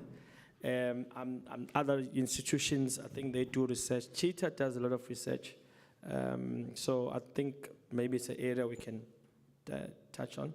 And the other two aspects, talks about manufacturing and research innovation centers, includes the SEZ. There was a CEO of SEZ that was here earlier on. And then talks about manufacturing, marine manufacturing and research, and the issues of industrialization, localization, and enterprise development. So I think out of these, how many? 5 sub items of the policy, we can have a take on that.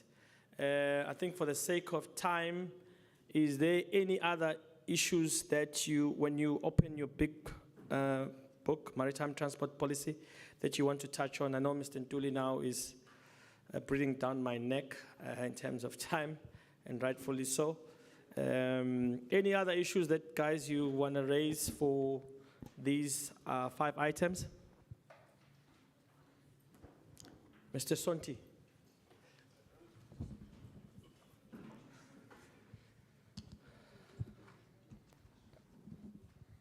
No, thank you. I think mine would just be on I think as per what you have mentioned with all these different institutions that are, that are currently in operation. It's a matter of collaboration. you know, and well coordination. We've got, what's that, innovation hub in Pretoria. We've got your CSIR, we've got, so I think it's a matter of collaborating and consolidating what's available there, and then I don't think we need to establish anything new other than making sure that all these institutions, they talk to each other. Mr. Ntuli is mentioning MOUs. You want to sign MOUs for us, Mr. Ntuli? Mr. Ntuli, I'm not sure what you'd like me to say. He's going to represent. Oh, okay. Thank you. Thank you so much. As an example, the one thing I've learned in my almost 20 years of running projects is that partnerships and networks is what wins the day. This ad hoc, one-off, shoot here, there, no, stop that. Together, forward. We've just signed a wonderful partnership. It's Transport CETA, Department of Transport, South African Sailing. We are, at the moment, independently of that, but dovetailing. There's 3 yacht clubs we work with. There's 3 maritime universities we work with. We bring kids in from disadvantaged and impoverished backgrounds. We put them on yachts. They are future mariners. They bring them through. Your first year at maritime studies, go projectile vomit off a yacht for a bit. It'll help you decide on your career very quickly. Honestly, it's character building and enabling. Partnerships. In terms of research, I just loved what you said. There is so much research that is happening that we are not sharing. How do we do that? What's the central point? Maybe that's DOT Maritime, where you can have a central point, or we all agree on a central point and work. But partnerships forward is our way. This is where we get the ship moving. Thank you all. Thank you, Mr. Nduli.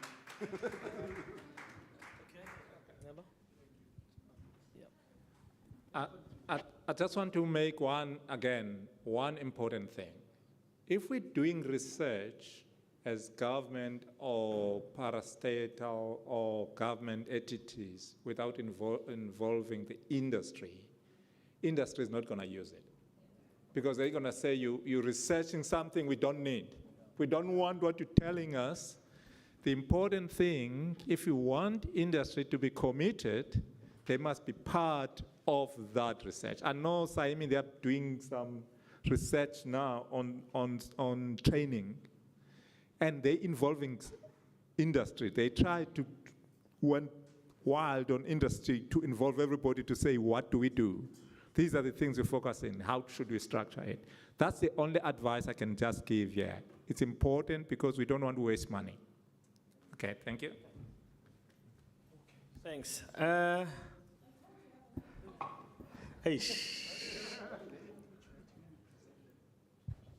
When I present them. Yeah. And she's coming for it, eh? She's not giving up. Yeah, okay. I think, last comment, last bite before we close this session. I'm going to be very short. Okay. I think in the past 3 days, we all basically just listened. This is basically my parting shot.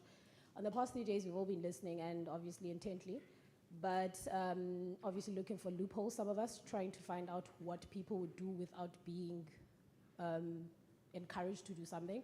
So I just want to add on the topic of every topic that we've touched on here. We might not have mentioned diversity in maritime as disability. We always speak of women and youth. There's other types of diversity we need to look into. Like people that are disabled, what options, what areas do they have in maritime that they can actually excel? Because it's not just vessels, there's also business forums here, there's also freight, thank heavens he's not here, there's freight and papachi here, and this would have been, for me, I still feel like, I'm not saying we are incomplete, but it would have been nice to see a person who is disabled in this platform, who will be able to speak on to other people to say, hey guys, there's something happening here, and also for us as policymakers, I've included myself, Mr. Nduli, but us as policymakers to have something that speaks to that diverse nature, not just youth, women, blackness, and whatnot. That's it. Thank you. Thank you for that. I think that poses a challenge for Mpemba to have one of the highlights, training of the disabled or capacitation of disabled businesses You know, Kumo spoke about how they've done it in small chunks. So I think it's a challenge, you know. So, but in your absence, Mr. Dooley, I mean, I think, you know, we missed you a lot. And no, we're not missing your suit, but we're missing you a lot. All we were saying, Mr. Dooley, is that, you know, we're having all these robust discussions. We just wonder what DOT is listening to this or not. And 5 years down the line, this document was pronounced and launched. Is there any 2 cents that has gone into DOT funding some of the initiatives that are highlighted here? I think for me, there's been $1 million question to say, out of the million budgets that you have, I mean, how much have you put your money where your mouth has been? Just, you know, as a way of saying, token of appreciation of what the industry is doing versus what DOT is saying. And I'm not saying you haven't, Mr. Ndula, I'm just saying maybe that's what we should be encouraging, to say, let's see some initiatives that are co-sponsored, besides this forum, that are funded by DOT to kickstart some of the CMTP statements. And that probably that could do a lot of traction into these initiatives and also have some headway. And I think that's how we propel this VLCC. It's a very expensive question. It's a very expensive question. But you know what? It's a real question. Because if we, as government, believe in the CMTP, then we must demonstrate by putting money into it. You know, we must show. We listened to a number of presentations yesterday. We already have the canvas. You saw the canvas, big companies, but they believe in the concepts that are being developed now. The CMTP is no longer a concept, it's 5 years old. I think we are getting the message, and I think the principals are listening. And yes, I think I spoke about upscaling. So part of that upscaling for the next 5 years has to equally be demonstrated by the few, but we know we've got our beloved agencies that are there. One of the things that we have done, which is very important, by the way, is that through legislation we've empowered them to be able to have enough resources for them to undertake the mandate which they are assigned to. But I think we take the point. It's a genuine question that we need to ponder on and provide a response as we enter into this critical phase of the CMTP implementation. Thanks. I think in that point, what we highlighted in our discussion, if you look at a classic example of the South African Oil and Gas Alliance, they get yearly funding from DTI to run the organization, and that's how they've been able to grow the sector. Each and every year, they've got an allocation. They have offices, they have staff, they have personnel that are funded through the government funding. Now, all we're saying here, there's Winster, Sampa, Soma, and all these small organizations that are there. If DOT could have a small kitty just to get the administrative part of running those organizations, because, I mean, I'm going to take Sampa, for example. It's been run from somebody's pocket or some people's pocket and contributions. And I don't know others, as we spoke about the 540 that has been paid.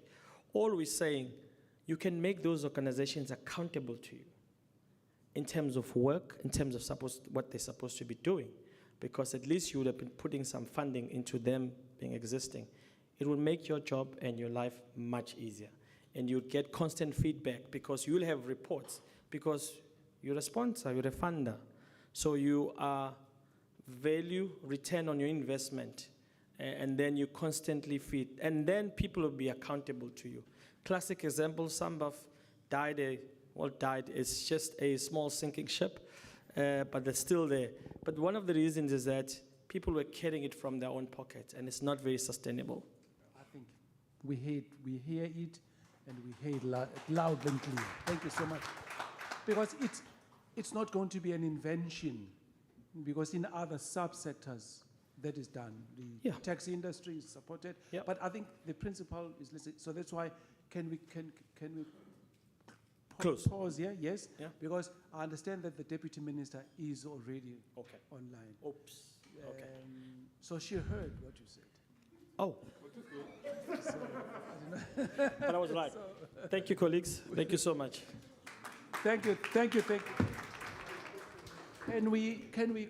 Can we invite all others to come back, because we're now entering the important phase where I understand our deputy minister has been not waiting impatiently, because I think she has as well benefited from the discussions that we're going through in this group, and I think it's the same discussion, the level of engagement in other groups too. So this is very good. So can we confirm that the deputy minister can hear us, and in turn whether we can hear? Deputy Minister, please. I can hear you, Mr. Nduli.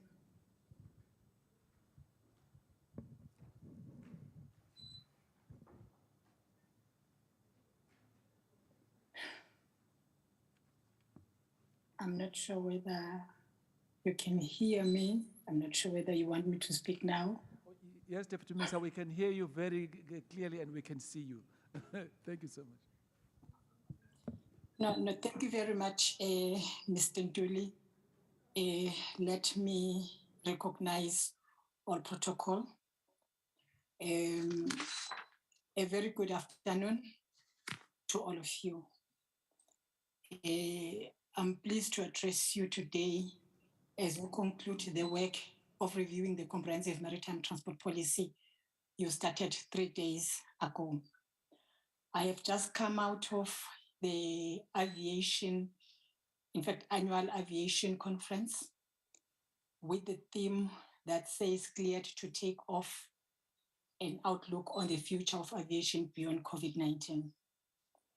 Attending these two conferences almost at the same time, I concluded that there is a lot common between the two sectors.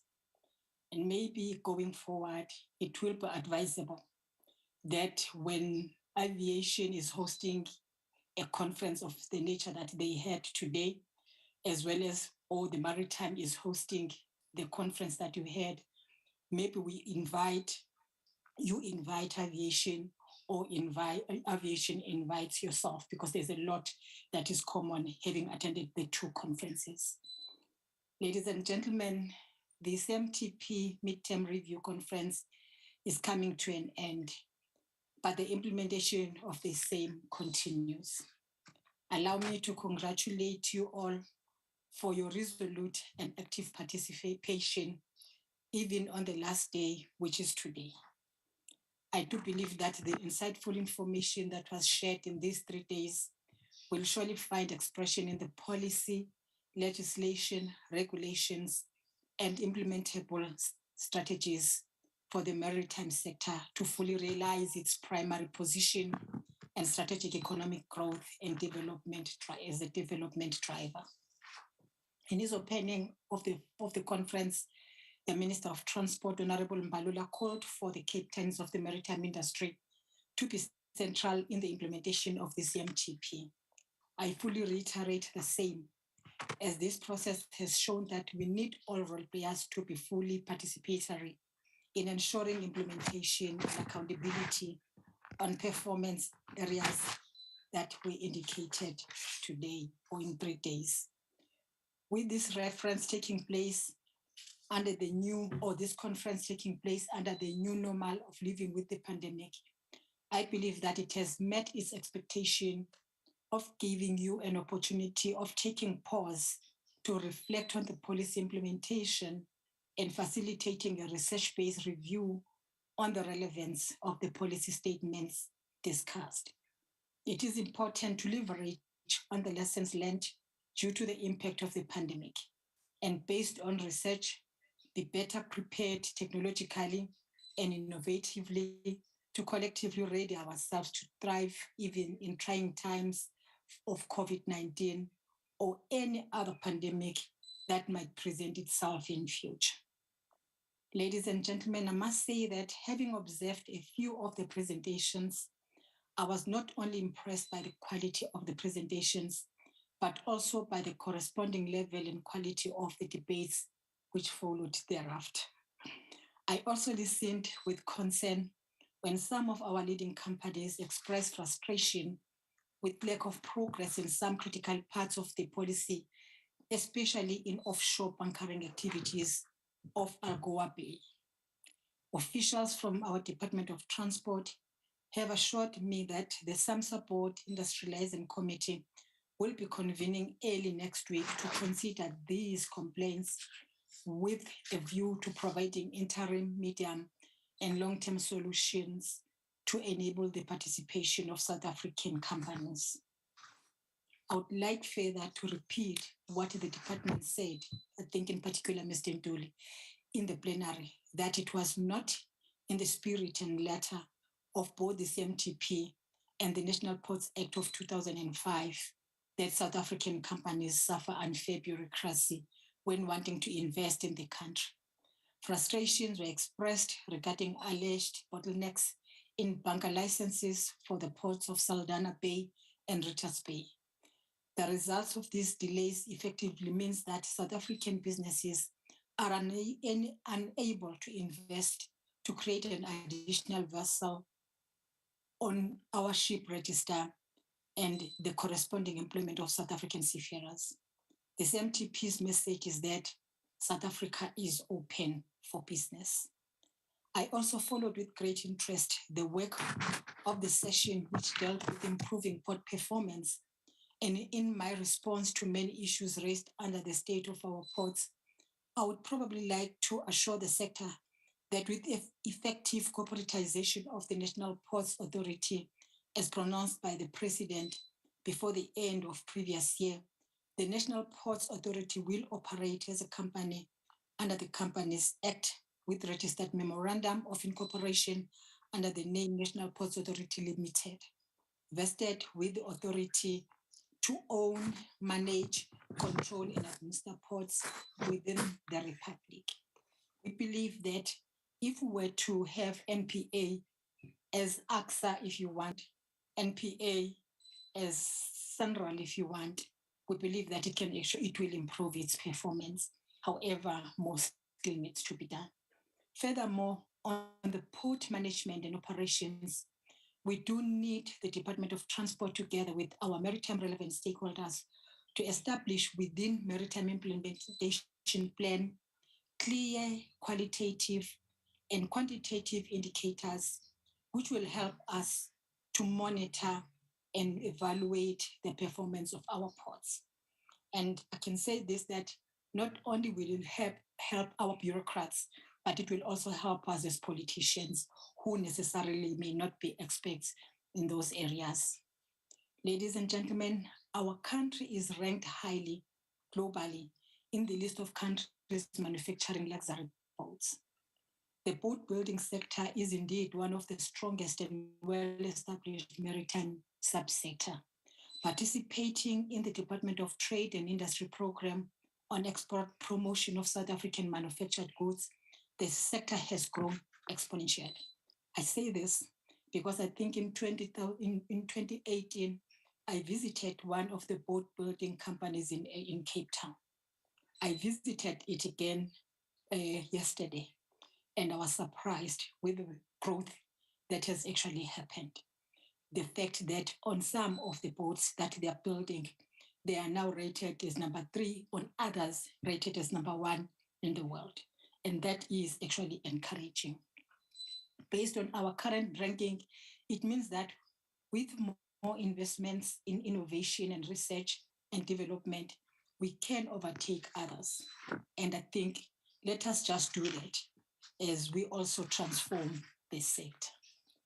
Investment in skills, innovation, research, and technology development are the reasons why businesses grow and governments experience efficiencies.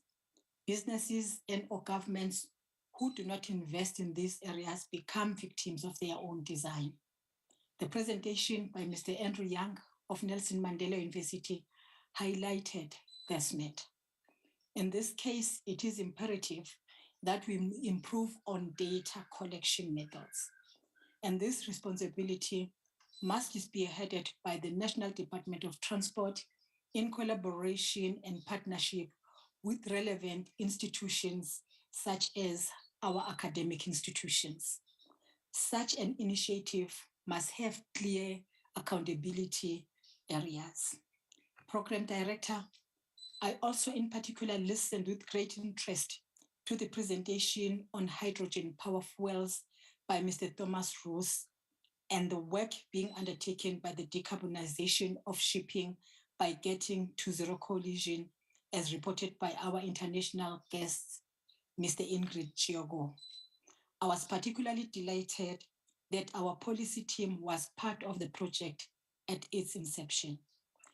As I understand, the next stage is the planned World Bank hydrogen bunkering study looking into feasibility of ports of Buaga Bay, Saldanha Bay, and Richards Bay to participate in the hydrogen bunker trade. I took note of the recommended policies that must be considered by South Africa as part of our future contribution to the decarbonization of shipping. Ladies and gentlemen, we have now gone beyond conceptual frameworks. We can no longer be in a state of unending planning, and we need to accelerate the implementation. As said during the plenary sessions, we need action, and the time for action is now. And in this regard, I invite the sector to make contribution in saying these are the areas that we can implement an action now. And this is how we can monitor those. I invite anyone who would want to contribute in that regard. And I know for sure that here we have the sector, but we also have our academic institutions. Invite us. If you want to meet with us, we will always avail ourselves so that we can then be in a position of monitoring not just plans and plans, but implementation and action plans. Distinguished stakeholders, the IMO World Maritime Day and the IMO World Maritime Parade event are events held annually. The first IMO World Maritime Day was held in 1978, while the IMO World Maritime Parade event was actually started in 2005 to date. The IMO World Maritime Day's purpose is to focus the attention of the entire global community on the importance of shipping safety, maritime security, and the marine environment, and to emphasize a particular aspect of IMO's work.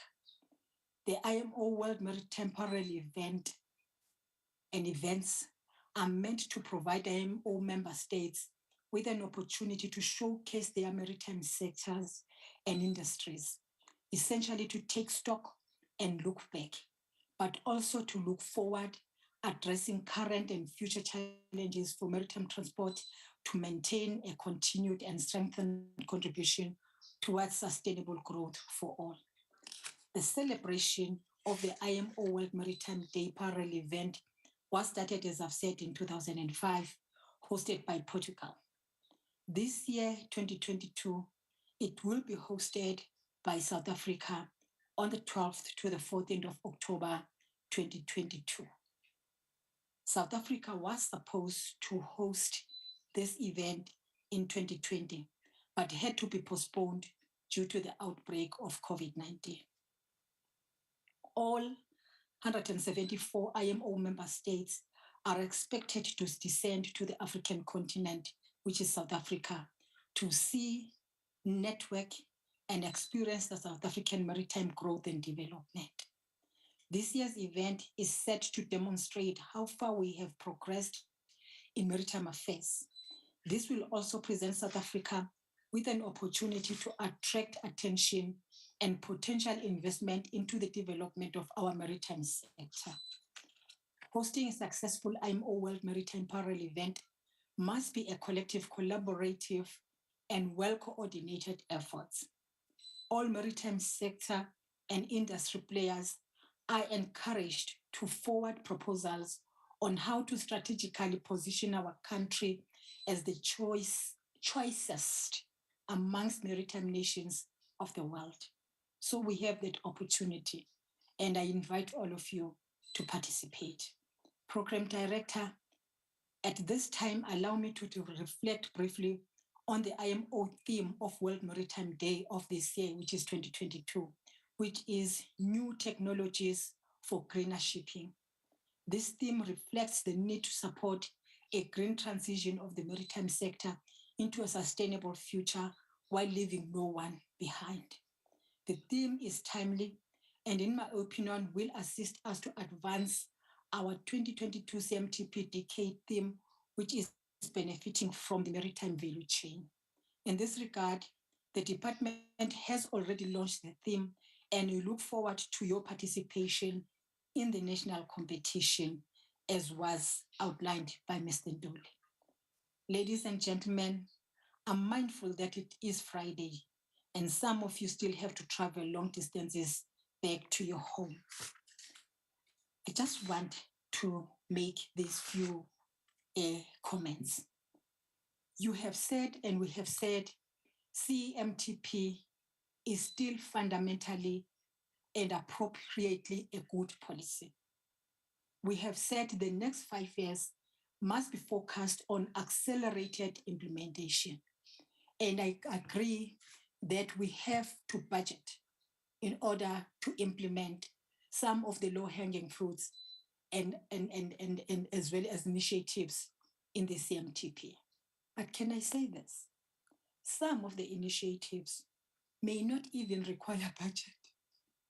All that they require is just people going all out to ensure that other people do some of the things. I just want to make an example.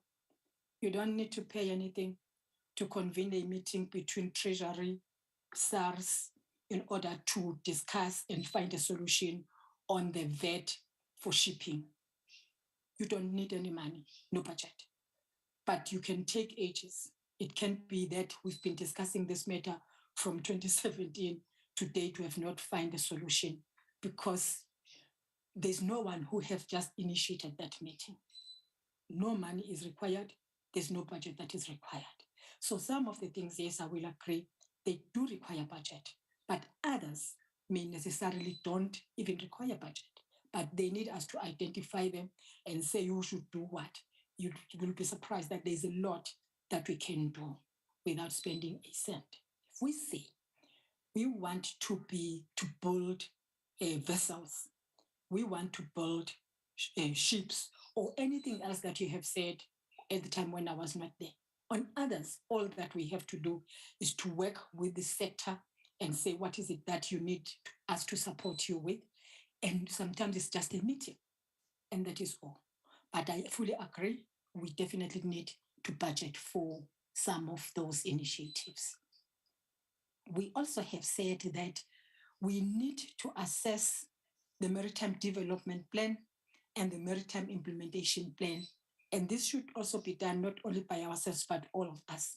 And in order for us to do that, we cannot wait for 5 years before we convene again because we are reviewing the plan, the policy.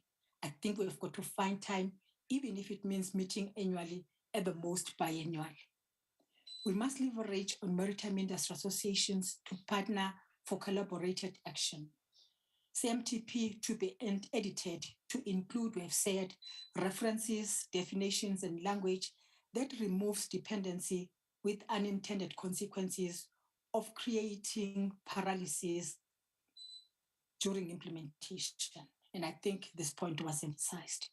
As the Department of Transport, state-owned companies, as well as the sector, we must ensure that we train, we recruit skilled personnel with the requisite qualifications, skills, and experience. When attending an aviation conference, a lady actually said to me, I have master's degree in aviation economy, and I have been applying.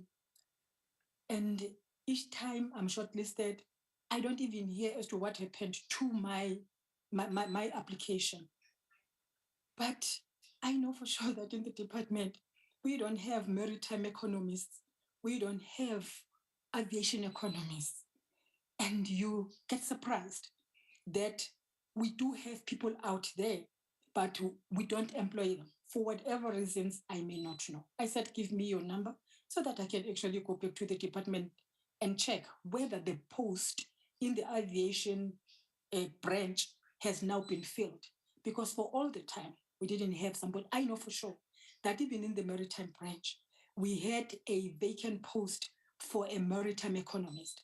And the understanding was that we don't find suitable people because we don't have those. But I'm now beginning to wonder whether it is true after meeting that lady with a master's degree in aviation economy. So as the Department of Transport, I think we should work together with our state-owned companies. Program director, in conclusion, as the maritime sector, we should always remember that transport has power to transform every sector of the economy. And with the social transformation dimension, transport has an ability to deepen social interaction almost at all levels. If then transport has such power to cause or bring about change, it means when managed well, it is a very essential contributor to the transformation agenda of society in totality. Therefore, an untransformed transport sector limits the ability of society to fully transform.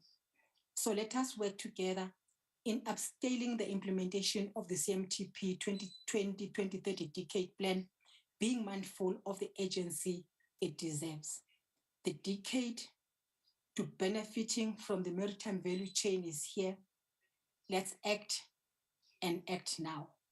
I'm been told, as I was listening, that it's a matter of partnerships and networks that win the day. I thank you very much.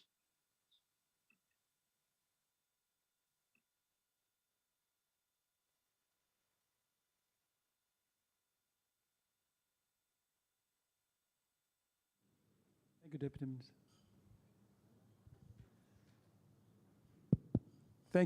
Thank you, Deputy Minister. I think it needs no interpretation. I think the message is loud and clear. The marching orders have been given to us, but we must just finalize the reports. So thank you so much. And we would then pause here and invite the legal working group, sailing session, to present its report. Are they ready? They are in the room. Thank you.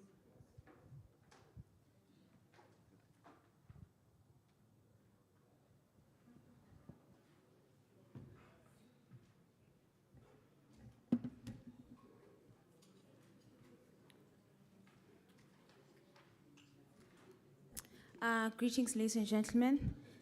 Thank you so much for, well, being regular attendance to the conference up until the last day. So we, the legal team, have been given a mandate to look at the strategic objectives and also a number of policy statements that would require legislation or possibly may require legislation in order for them to be achieved. So I will be giving back the feedback together with Abongiwe, my colleague. We divided a number of policy statements among ourselves. So the feedback is as follows, Mr. Nduli. And what we've basically found from our breakout sessions is that there is a common comment around legislation, and it's just basically that not everything needs to be legislated in order for it to be achieved, and that some of the things would basically require us to look into the existing legislation and basically see if whether we need to comply with existing legislation in order for us to meet those objectives. So with regards to the strategic objectives, we looked at a number of them. We looked at number B, E, F, and also there was a comment made by, with regards to strategic objective number J. So, and I'm not going to give a report back on each of the strategic objectives. However, I'm just going to give a rather overall feedback on the strategic objectives. The first one is that it is important for us to identify what legislation gives effect to the key points in the strategic objectives. So basically, we need to go back and look at the existing legislation that may potentially help us to achieve some of the strategic objectives. And what we need to do then is work from that point going forward. So if there's a legislation that currently addresses one of the issues that are in the strategic objectives, then have a look at this legislation and then see how we can work with it, either amend it or create a new one, whatever the case might be, so that it can help us to achieve where we're trying to go with the CMTP. And another one, which was a concern in the room, is the issue of having a number of legislations that, you know, sometimes they actually overlap. So there was a suggestion that we have to cross-reference legislation and look at also the IMO conventions, because they've also highlighted that there are a number of IMO conventions that we have ratified, however, we have not yet basically domesticated them. So they haven't yet been turned into domestic legislation. So there's also that overlap. So they said that the cross-referencing will help us with the cleanup of different legislation. And another one, which I also heard the previous speaker was talking about, which is to conduct research and to consult with experts in developing legislation to assist in achieving the strategic objectives. So basically the idea behind this is that we as lawyers don't have industry knowledge, so we need experts. So for an example, one of the strategic objectives was talking about the innovation, the competitiveness of the South Africa's what was this? The innovative of the South Africa's international trade, yes. And one of the things that it spoke about was safe, secure, innovative, reliable, integrated maritime supply chain. So we as lawyers don't know anything about what would be considered as a safe port. Therefore, we would need to consult with people who are well-versed and who are experts in that, who will tell us this is what is a safe port. Then we will have to consult with them in order to consolidate, or rather codify, this particular thing into a legislation. So there was a very strong emphasis on research and consultation. Also, they said that we need to perfect what we have now and not basically implement new legislation.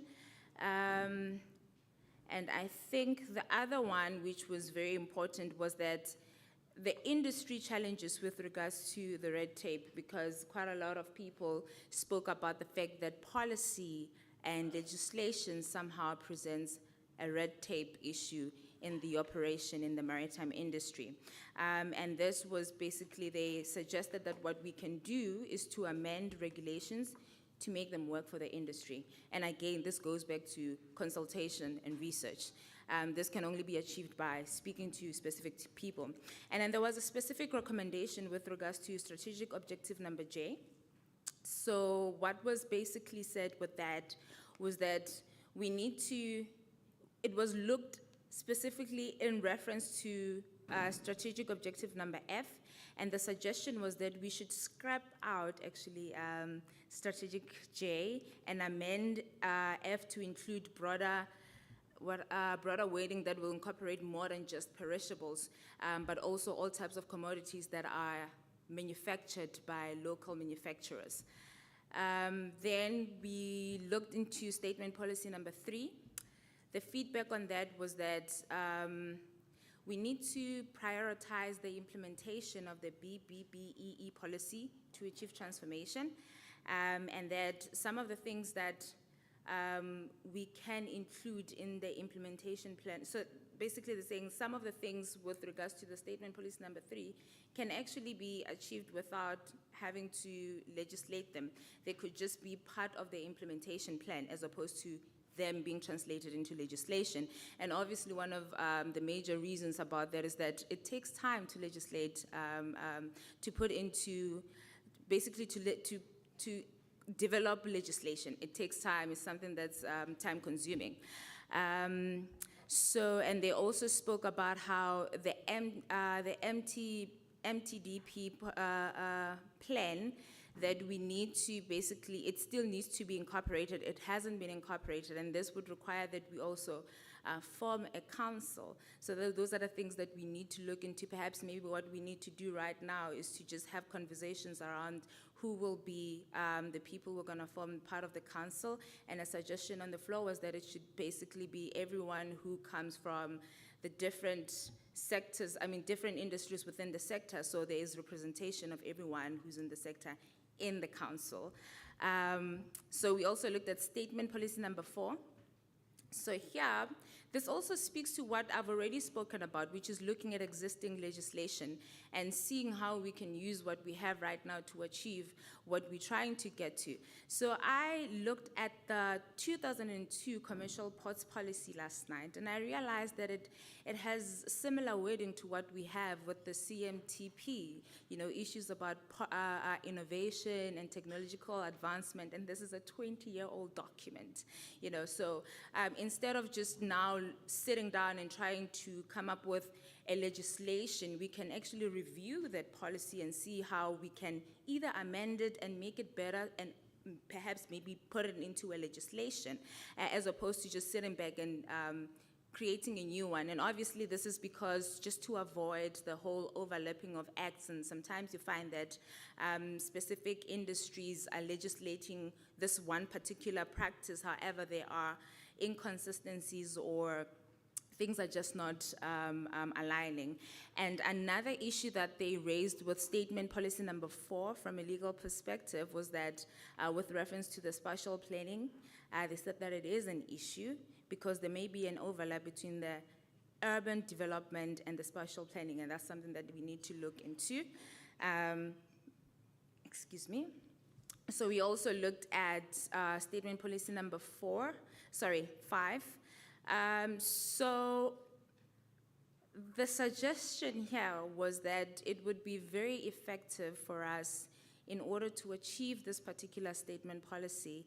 It'll be very effective if we conduct some form of a survey to identify ways to assist the local manufacturers. So this also ties down to the whole thing of conducting research and also consulting experts.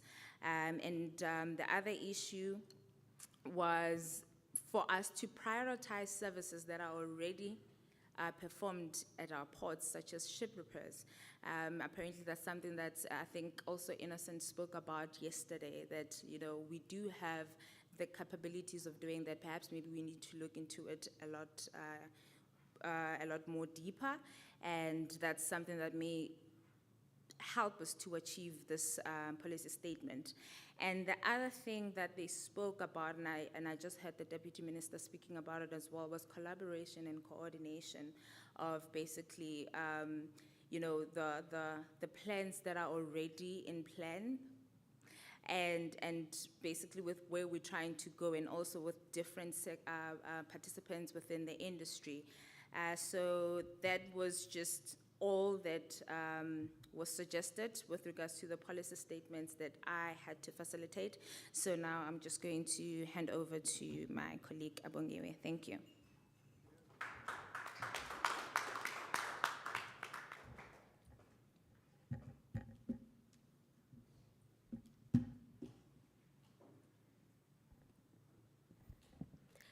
Good afternoon, ladies and gentlemen. All protocol has been observed. In the interest of time and to spare all of you the pain of seeing my baby face for longer than you have to, I'll try to be as concise as possible. Just as a general comment, and just to echo what my colleague Sharon has said, in the legal fraternity, and in particular when we're looking at legislation and developing it, our aim is to review and or develop living legislation. And by living legislation here, I mean it's one thing to have beautifully crafted legislation, but it must speak to the practicalities of situations. And this is where, for example, the industry comes into play. And this is why sessions such as these have been so useful to us, because we get to get your feedback, and then that's the only way we can actually take that into or feed that into legislation that needs to be drafted or reviewed as the case may be. I was tasked, the first policy statement that I was tasked with looking into is policy statement number 7, an effective socio-economic program for the development of small harbors. Now, in discussions that we've had earlier this week with the department and various stakeholders who are in attendance, it was established and recognized that we have these small harbors that run along our coast that have been neglected, they've deteriorated due to lack of maintenance, safety, security measures, etc., and lack of appropriate investment, which meant that they cannot reach their full potential. It is for this reason that there's a need to then develop a cohesive legislative or regulatory framework that ensures that we have proper oversight, proper custodianship and management of the operations of these small harbors. The feedback that came from our session is that it's a bit of a challenge and a catch-22 here, in the sense that you have a small harbor where the infrastructure is owned by the Department of Public Works, operated by the DFFE. Municipalities have a vested interest in it because they want to encourage production, and with production comes the thriving of industries and creation of jobs, etc. And so we understand from the Department of Transport that they've had discussions with the Department of Public Works, and it was actually decided that, or agreed, that these small harbors, or rather that the Department of Public Works will remain the custodian of the small harbors. That being said, we recognize that the Department of Public Works might be somewhat stretched in its capabilities to manage them. And so some of the feedback that came out of our discussion is maybe we should look into ways of properly managing the harbors, even if it's by nominating agents to do the work where necessary. But again here, in order for this to happen or to work effectively, we need a whole lot of harmonization and alignment between the various stakeholders. The next policy statement was Statement 8, an effective and transformed coastal shipping and cabotage market. This follows the premise that South Africa has been regarded as being, it has the potential of being a very essential contributor and a powerhouse to the international maritime industry. And so it's not as a surprise that government aims to align its national legislation and various international conventions so that we can also encourage international trade with the community as a whole. So when we look into cabotage, the one piece of legislation that deals with it to a certain extent, and I say a certain extent because it's not that explicit, is the merchant shipping bill at present. And the important provision there is it says no ship other than a South African ship that is owned other than a South African owned ship is permitted to engage in coastwise traffic for the conveyance of goods between ports and in SA. The one thing then that we needed to look at, all the feedback that came out of the discussion that we had, is we're looking into a situation whereby we have to try and balance between a strict cabotage regime versus a liberal cabotage regime. Strict cabotage regime, which says we're not going to allow any other ship that's not owned, produced, crewed locally or by people, South African parties, versus a more liberal one which says, okay, we'll allow you to come in because we want to encourage foreign trade, etc. But maybe we'll have certain incentives that will ensure that our local market also thrives at the same time.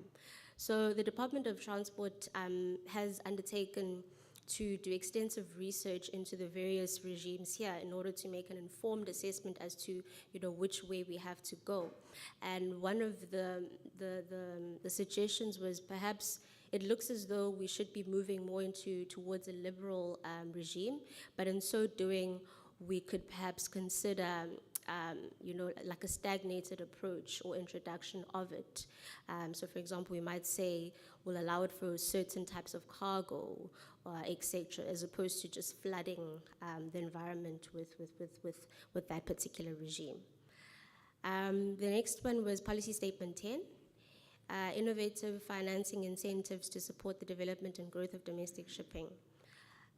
This one, I think we all agree that at every session today, the main issue that has been echoed is that the banks do not understand the maritime industry, and therefore they're unable to assist developing companies in the maritime sector. The mandate has been clear from the feedback that we received. Involve the banks in these discussions, because it's their input that we require, and it's their buy-in that is also required. The last one that we looked at was Policy Statement 17, a well-regulated and effective hydrographic services. Hydrographic services and surveys are undertaken by the South African Navy, and it has been recognized here by the Hydrographic Act in June 2020. In our group, we were fortunate enough to have been joined by the national hydrographer himself. So it was quite an honor.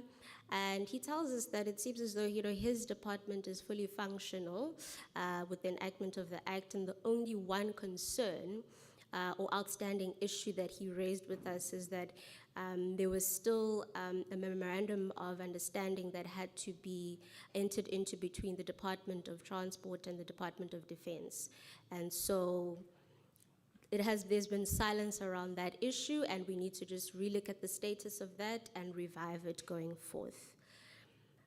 That being said, ladies and gentlemen, and given the discussions that we've been having this week, it's evident that we have policies that are brilliant, although in some instances we do need to develop them given whatever feedback we've received, and that the biggest task that lies ahead of us now is implementation. And I say to you now, as industry and the Department of Transport, the legal fraternity we're willing, we are ready, we're able to review, advise, and assist you. Mr. Nduli, House Glory, and various stakeholders, you know where to find us. Thank you. The future, this is the future. Thank you so much for such a wonderful delivery of a feedback. I must say that was beautiful. She's available, Ms. Nduli. So are there any questions, comments, or statements that you guys would like to bring to our attention, discussion, anything? Nothing? Not even about red tape? Nada. Okay.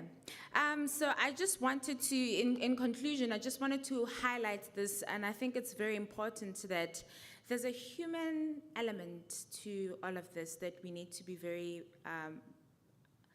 sensitized to, that sometimes implementation, so basically let me explain it in this way.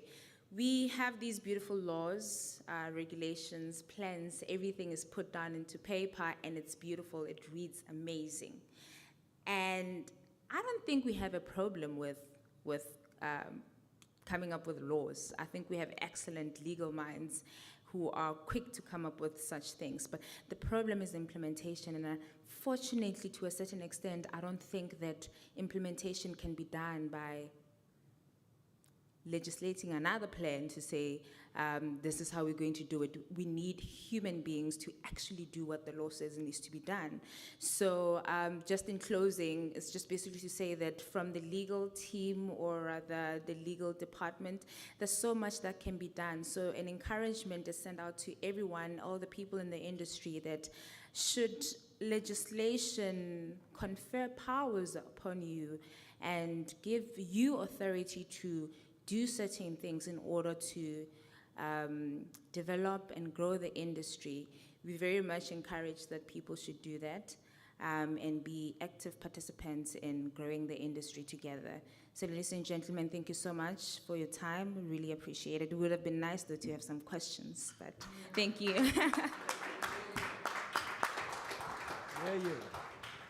Thank you so much.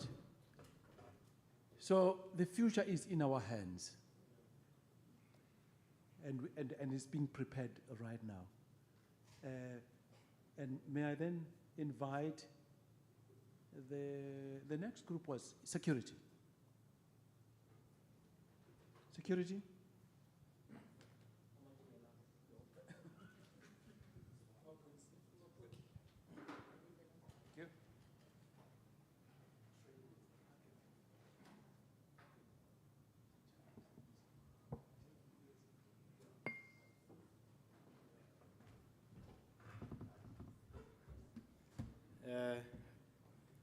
Good afternoon once more, colleagues.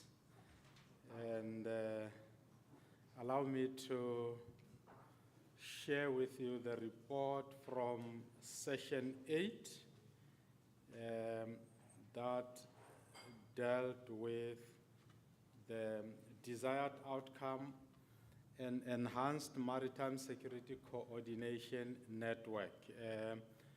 For your ease of reference, we were allocated 2 CMTP policy statements. Policy statement number 15, which is on page 77, and policy statement number 18 on page 80. On behalf of the team, I will start with the general comments that were made by the team members. The first one being that due to the limitations of resources that we have in the sector, it is of crucial importance that as part of our CMTP midterm policy review, we consider funding for maritime-related safety and security. That will be the first general proposal from the team. And the second one is the issue of public participation, particularly where it relates to the policy formulation. The example by a team member is that I have gone through CMTP in its entirety and I could not detect any area or provision where public participation is highlighted in the document. So please let us take note of that. Probably, maybe in practice we are doing that, but in terms of the CMTP in its current form, public participation is missing. And the last general proposal by the team is the observation of a multiplicity of maritime safety and security related committees, forums, or mechanisms that are in existence. And we are making a proposal for the possible rationalization and integration of this, mainly looking at enhancing the element of efficiency and effectiveness of these structures that we have, so that we have one centralized area of dissemination of information, including programs and initiatives. Those are the 3 general proposals that the team made. And going specifically to the policy statement number 15 an enhanced maritime security coordination network.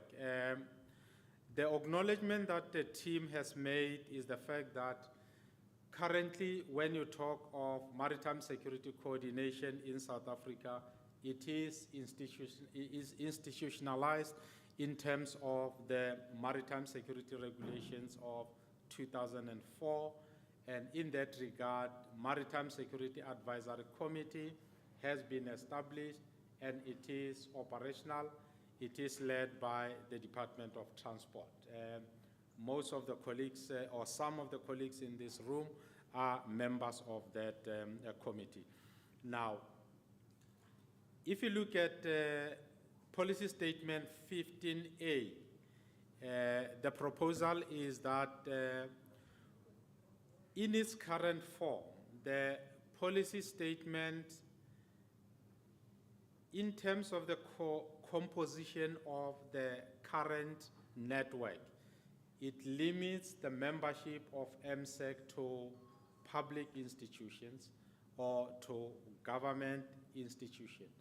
So what the team is putting on the table is that looking at the nature of the evolving risks and threats in the maritime space, is it not time to review the scope of this maritime security network and consider possibility to expanding it to include all other key role players, inclusive of both public and private entities? I think it's something that the team felt strongly about, and we are putting it to the plenary for consideration. The other consensus that the team has made, and being a specific proposal, is that if you look at MSEC, for instance, as the committee that is coordinating maritime security and also advising the Minister of Transport in its current form, was established in 2004, is perhaps not time to review it so that we can take stock of one, its membership, two, its scope, thirdly, the issue of efficiency and effectiveness. And in that way, we also have noted in 15B, that is there is a provision in the CMTP currently for a task team to be established so that it can conduct a comprehensive assessment. So we are hopeful that from that exercise, we will be able to enhance the current maritime security establishment or the system. Now, in terms of the 15, the team also came up with a new proposal for consideration, and this is proposed as 15C, to read as follows. The department, working together with the maritime transport sector, should conduct a review of the current legislative framework governing maritime security coordination to address emerging maritime security risks.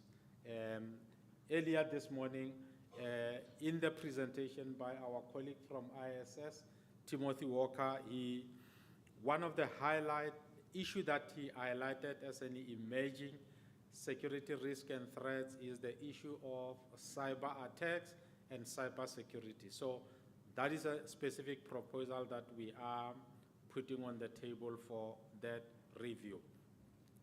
I think this covers the first policy statement 15, and allow me to move to the second policy statement, number 18 on page 80. If you look at 18A, I think basically here there is consensus from the team to say, if you look at policy statement number 18, is basically addresses the issue of the territorial integrity and sovereignty of the state. And it is well captured in the sense that it clearly allocates the responsibilities to our security services, and in particular, specifically to the National Defense Force, particularly in case of disasters, in case of emergencies, wherein we will rely on the presidential proclamation for them to be able to coordinate and marshal the existing resources for that. So we, as the team, we have confirmed that all the provisions of CMTP policy statement number 18 are correct, and there were just minor inclusion that were made. The first one on A is that the team reflected on some of the emerging issues that have been coordinated by the DOT, in the sense that currently there were some risks that were identified emerging particularly from non-SOLAS vessels. And there was a workshop that was conducted, convened in Durban in February, and one of the key resolutions from that workshop was that there is a need to look at the development of regulations to manage the non-SOLAS vessel. But the team proposed that now that we have this opportunity for a midterm review of the CMTP, perhaps it may not be necessary to come up with a new set of regulations for non-SOLAS vessels, but to look at reviewing the existing maritime security regulations and have one set of regulations for both SOLAS and non-SOLAS vessels. And specifically, if you look at B, it particularly, amongst the key security forces, it specifically identifies the South African Navy and the South African Air Force. And the team, in its review, considered the fact that if you look at one of these emerging security threats or security attack or insecurity, is cyber security.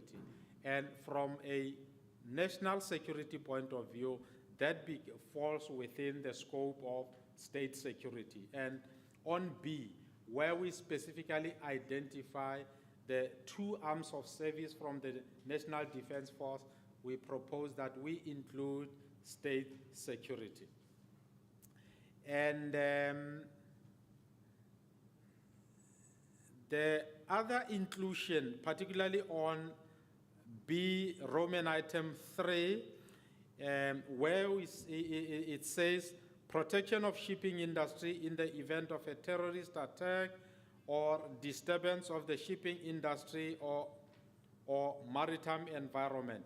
We delete the latter part of that sentence and include the following phrase: including all other emerging threats such as cyber attacks. So when we finalize it, we can just make that as an example, that in the light of the emerging threats in the operating environment, there is a need to consider them. In short, that is the report from the team. And in conclusion, one of the considerations that you'll recall, I had a brief discussion with you yesterday relating to the evolution of CMTP. I also shared with the team that in its inception, the CMTP, 3 documents were published or announced by the DOT, which was the CMTP itself, the CMTP strategy, and CMTP implementation plan. Now, it's when you engage with the colleagues in the industry, we do not have a common understanding of how CMTP evolved. Are we still with the 3 documents? Have we amalgamated them? What actually has happened? Now, So some of us are privy to some of the decisions that have been taken in the DOT. We understand that one of the decisions that have been taken was to abandon the strategy, for instance, and we are not sure about the plan. So the request here, Ntatentulu, will be if you can just share with the industry what is the status, how have we evolved in terms of CMTP from the 2017 cabinet approval to the strategy and the implementation plan. On that note, on behalf of the team, thank you very much. That is our report. Thanks. Okay, just before I invite our reporter of the day, Mr. Zulu, Captain Zulu, who is going to be the last one. Yeah, just to deal with this question, please do not expect any maritime transport strategy. It's not going to come.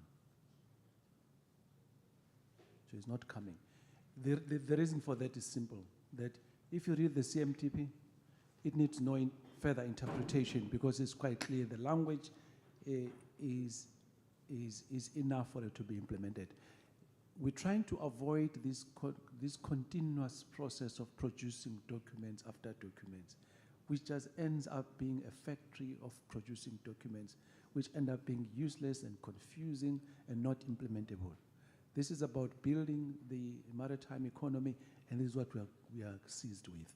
And the CMTP articulates that, and the decade plan, which we have now improved and enhanced, would deliver us to an IMC status by 2030. That's what we are. That's what we're focusing on. Thank you so much. Mr. Captain Zulu, please. Well, your report, we had started delivering your report, so it's not going to be long. Thank you, Captain.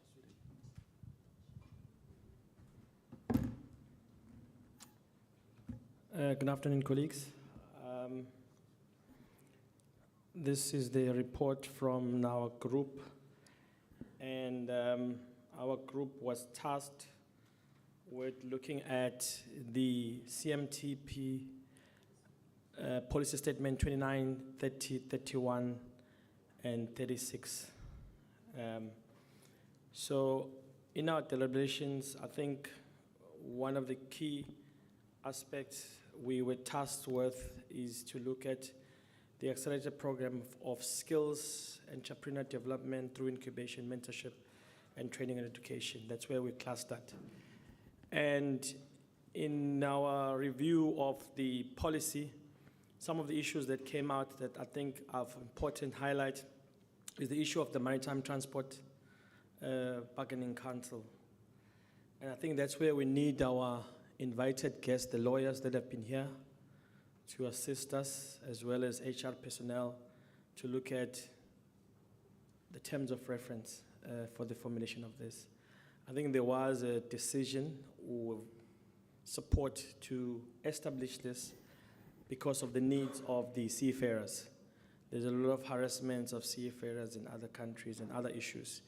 But again, there is overlapping existence, interventions in terms of what ITF does and some of the ILO and local conditions. It's just depending where the seafarer is employed.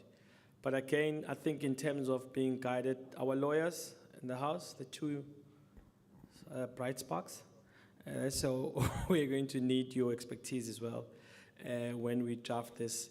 And I think for DOT to actually then coordinate the nomination of the establishment of this council, because I think from the fishing side, there was a need. There's a lot of issues, and that warrants the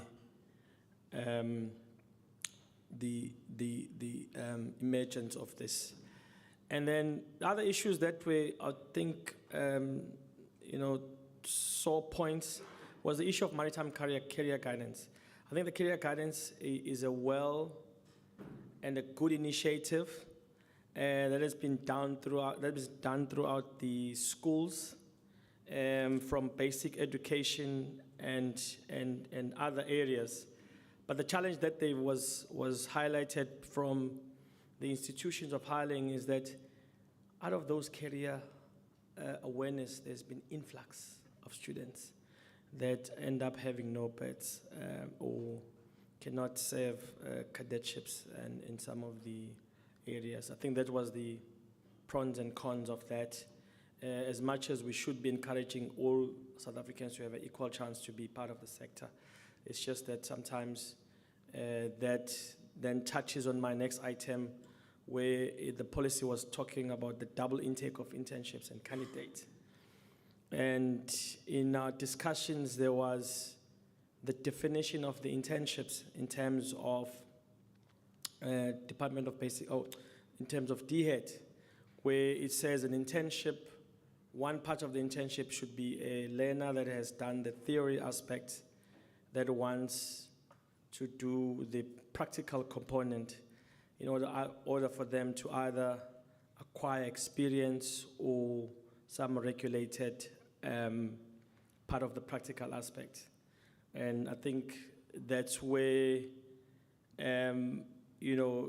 the policy was not clear in terms of what probably needs to be taken up. But I think it's an issue that the industry felt there's a bit of constraint at the moment, given COVID-19 and other issues that have come into the sector.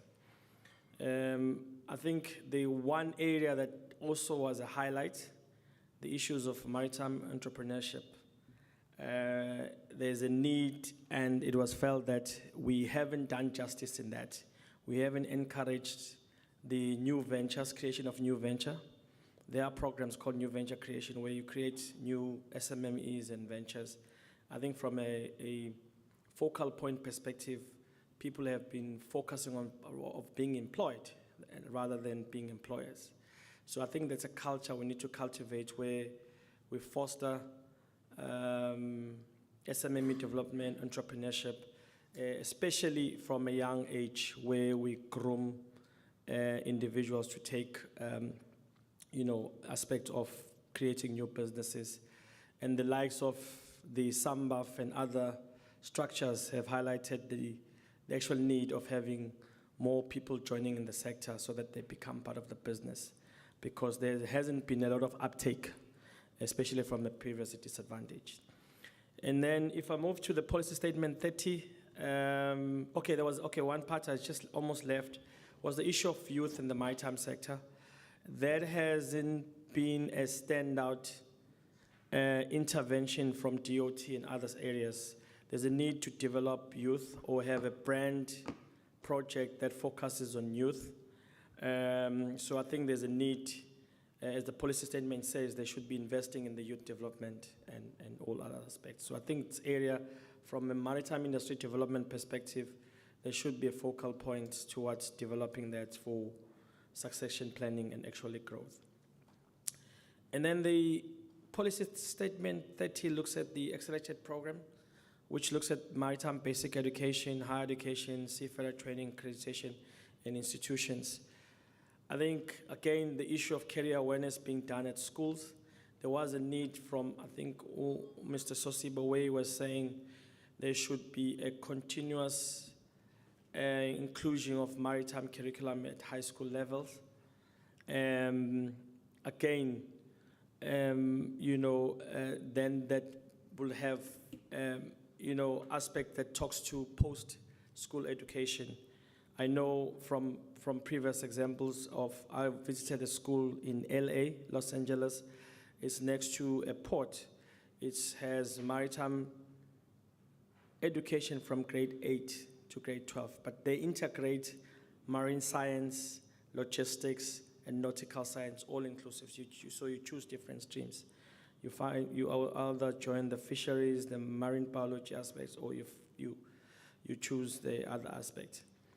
And then the other aspect that was touched on was the issue of funding for schools. There was a need to mobilize more funding for schools in order for maritime education to thrive. So I think this was one area of concern. And then there was Also another issue of development of the fishing vessel curriculum and qualifications, because there was a need and it was felt that the fishing community of fishing industry has been neglected. It's almost like a second thought from even DOT perspective, where the focus hasn't been too much on the fishing community. And from what we gathered from TITA, it's one of the biggest levy payers currently at the moment, and that's contributing to the sustainability. And then I think that's where the focus should be also. And also from a training perspective, to develop a new breed of specialized fishing vessel expertise that will actually talk to the needs of the country. And also, there was one example of a specialized training where they source seafarers from Russia because the skill is not available in South Africa. One of the audience ladies advocated to the fact that they have to employ Russians every year on that particular fishing vessel because they've looked around in the country, they can't find skills. So each year they need to replace that crew with the Russian crew because of the specialization. So I think it's area of focus. And then there was the issue of the maritime educators. I think there was an issue on the policy statement which talks about the 12 months training of maritime educators. And I think there was a report of Sahimi having intervened and partnered with one of the institutions, I think it's AMC, to look at the training of maritime educators so that the core focus becomes on the different aspects of maritime training. So I think that also kicks in. And also the aspect of e-learning not being fully utilized or resourced enough in schools. So e-learning also becomes one of the areas of focus, especially if you look at COVID, what happened in COVID. And I think it caught us off guard, and we were not ready to actually be offering e-learning. I know from personal experience when I was lecturing at DUT, the challenge was that the connectivity of students, we couldn't find students because some of them, when they went home, they live in areas where there's no good connectivity. So, and the issue of data, they were given data, and some of them watch videos and do all sorts of things. By the time that classes start, they have no data. So they've been on Facebook the whole day. So I think that's one of the areas that we look at. And then the issue of Maritime Skills Fund also being a focal area. We know there's pockets of funding, but that hasn't come through as a priority area. You know, organizations fund, the CETAs fund in different aspects. So I think, yeah, that one area that needs to look at how do you find maritime education. There was an issue about bilateral agreements. I'm not sure what DOT still has those, because people were feeling, the audience felt that there should be exchange programs under these bilateral agreements to do capacity building between countries. I know for one, you know, in the previous days there was a Antwerp exchange program, which every year officials used to go to Antwerp for different seminars. And we will go there for 2 weeks and we focus, you know, you'll choose your specific area of expertise. So I think those needs to be revitalized as a way of exchange programs. I'm not sure whether under your bilaterals, Mr. Tuli, you still have any of the intervention that looks at exchange program. There was also a program, Port of Singapore used to issue scholarship. I was one of the beneficiaries of that as well. So I'm not sure whether, you know, from that's just been a continuous, because they've been offering for free each year where you do port and operations management in Singapore. So I think this was one area, and under policy statement 30.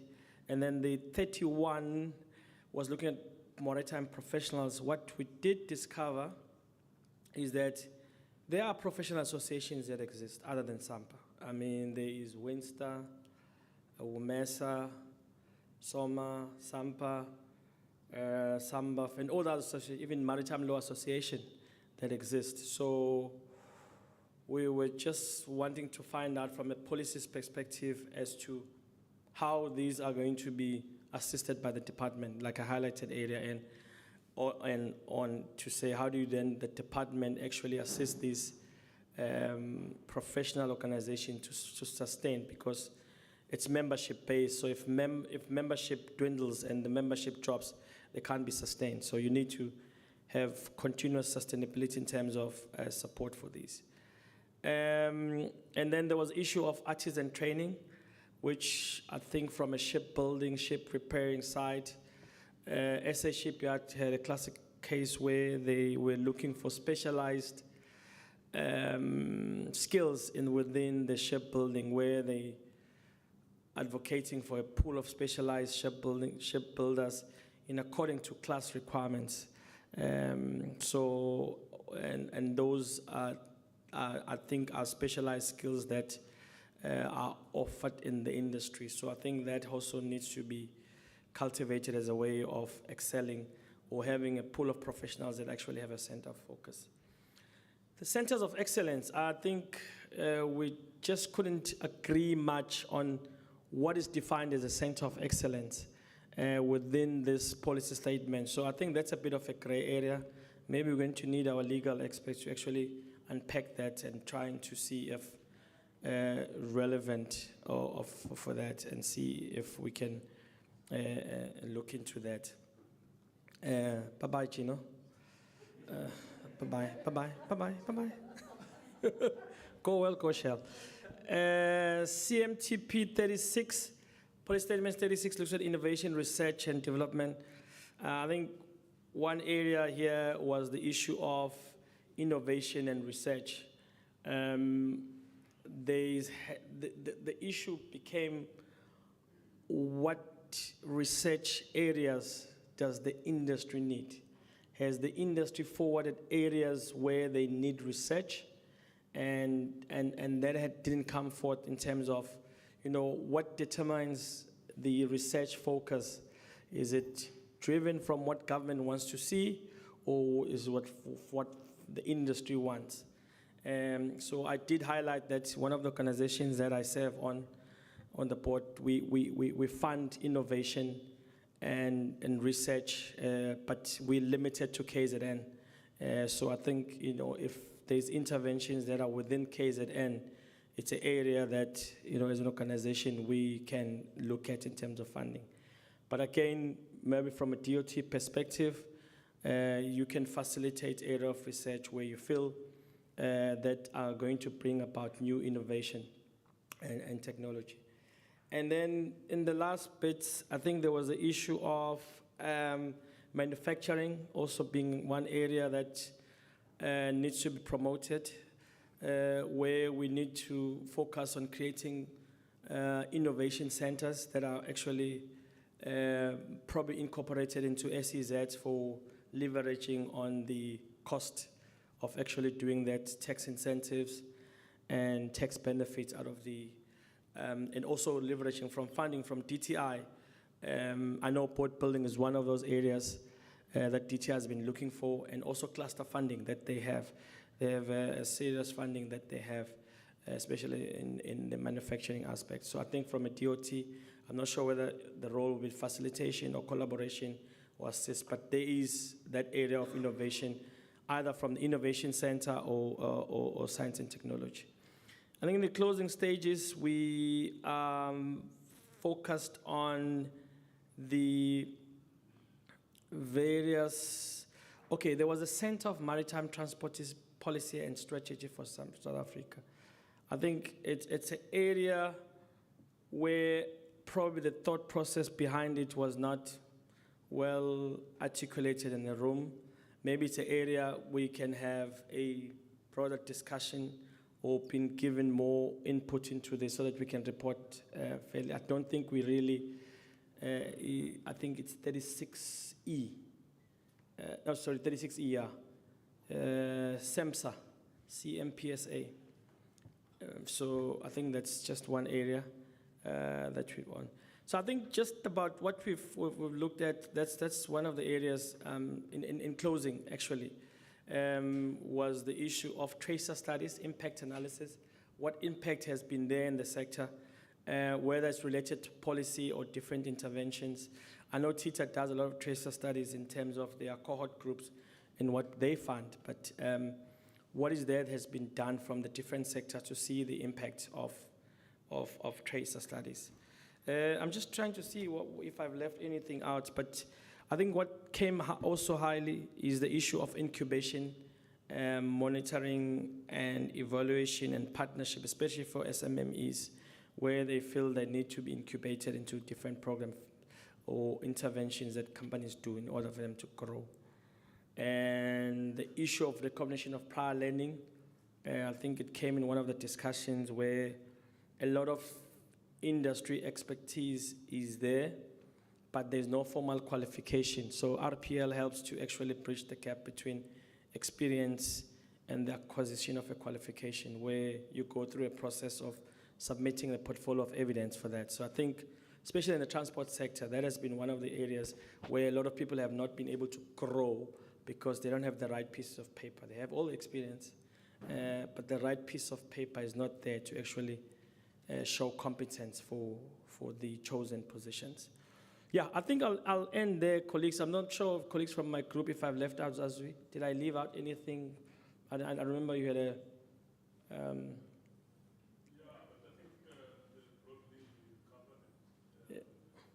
Yeah.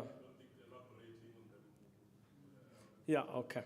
So I think that will come in a report where we highlight. I think, yeah, in closing, colleagues, we look at those areas, and then, one area we wanted to encourage, I hope the prof is still here, the issue of academia and in actually assisting the industry to grow and achieve higher qualifications, honors, masters, and there's absence of PhDs in the sector. I mean, there's literally a few PhDs they usually count in the maritime sector, maybe less than 5, if you're lucky. And half of those are beyond the age of 55, going to 60. Professor Jones has just retired. So you have a few, PhD, I can tell you for sure, there's less than 5, if not less than 3. So I think there's an area of focus where PhDs need to be encouraged in the sector so that we can cultivate and anchor research into the sector. Thank you.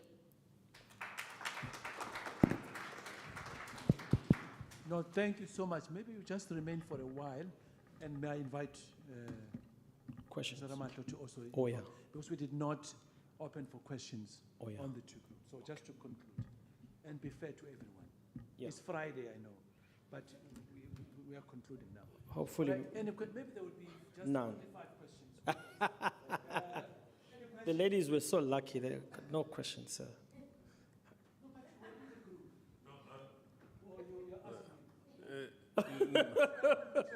No, I have a remark that I want to make, that I think I didn't find one place where I thought it would be appropriate, but I think it's relevant to some of the discussions we've had,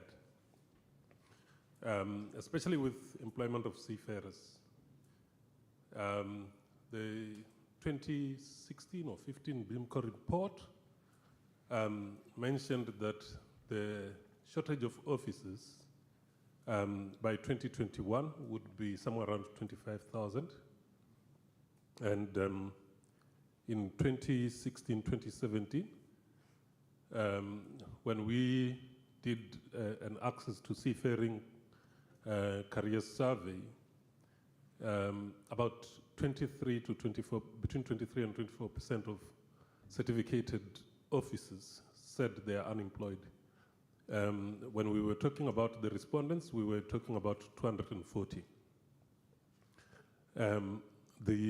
I haven't read the full report yet of 2021, but depending on how you read the statistics or the news articles, they talk that the situation in terms of shortage of officers worldwide is worse, and it's expected to get worse. I think if my numbers are correct, it's about between 6 and 8% of the world seafarer workforce, and some around 80,000. And in South Africa, we still have certificated officers struggling to find jobs amongst such shortage in the world. And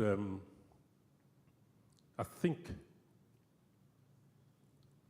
my thought process is that we need to find a way to create a marketplace where those who are looking for that 80,000 officers can find the 300-odd South African officers. I'm estimating we haven't done a survey, and we will be doing it this year, just as a follow-up.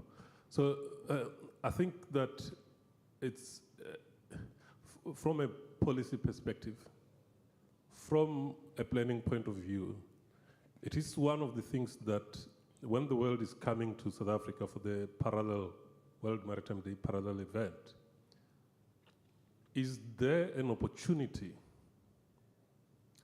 pre the World Maritime Day event, parallel event, or post immediately, that we invite potential employers to come and see and meet with South African seafarers? It is just a thought. Thank you. Okay. Thank you for that. Neba, you want to add? Okay. I think this is one of those mismatch. Because the problem is it's same as our graduates in South Africa. We've got a lot of graduates, but not in the areas where you need them. That's the biggest problem we sit with our officers. And I say this because in our organization, we employ all different types of officers in different skills in different... certain areas, there's abundance. Certain areas, there's shortage. I'll make a typical example. If you take LNG officers, are very scarce, and they're very expensive. You know, that's the problem we sit with. But if you take the dry cargo area officers and those type of bulk carriers, there's plenty of them. It's just it's a mismatch which is really happening. That's my view.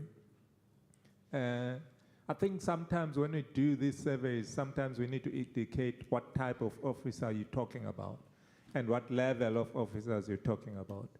Because most of the plenty you will have, you've got plenty of them up to maybe second officer. But maybe you should have got some shortage on the masters on certain types of skills. It's just the view on that. The other thing there, Beggar, from your side, I just wanted to highlight. There's one commitment which was made by the industry that they are willing to come together and assist. But what we would ask, Terence, maybe you have got the emails of all the industry players who are here. If you can organize one of at least the first meeting, then the industry can take it from there. When we're talking about the unemployment and when we're talking about sharing experiences and sharing best practices, we highlighted that. It might be useful to have industry players just to come together and talk and share those ideas. Thanks. Thanks. Yeah, just to add on your comment, I think, you know, sometimes the elephant is always in the room in some of these things. And if you look at the case of Alcoa Bay, I think we spoke about it yesterday, where you have a couple of vessels that are operating there. And one of the things that we failed as a country is to actually enforce employment of South Africans there, because they operate in our waters and they are doing activities and business in our waters, and the money goes to overseas, offshore, goes to those offshore markets. So for me, I'd say the elephant is in the room, because that's where we start. And since we failed to do that as a country, then it's going to be a continuous ripple effect in terms of other areas. You know, if you look at Mossel Bay, you know, those operations activities, French officers are being crewed every month to come and join those vessels. And these vessels are doing economic activities in our waters. So again, we have the problems, but we have the solutions. So again, I think it's a question of saying, how far do you want to take it? How far do you want to take this fight? Because it's a fight, it's an indictment. So we continue to moan about it, but we have solutions. We know about them, it's just that we're playing dumb. Or I think we just ignorant. But anyway, on the lighter note, one area, okay, there was one area that was raised by one gentleman. I think it's crucial. And what he said, are you still here? I think, I'm just sure. One area that was highlighted is that we tend to focus too much on seafarers. And we forget the other areas within the maritime. He works for an organization where a shipping organization, but he's in finance. And he does a bit of economics. So and one of his comments is that the emphasis and the discussions mostly here are surrounding the issue of seafarers. We're not looking at other career options that are there and see if we can encourage youngsters to actually follow those careers as part of growth, development, and innovation. And also one area that I think we've just remembered now, the issue of skills audit. We haven't done skills audit in various sectors to actually see where the shortage is and then do interventions of capacity building that are relevant to that. I'll end it there. I think colleagues, where, Mr. Ntuli, you happy? Any other questions? On security now, for your group, is closed. Okay. Thank you. It seems like then we have come to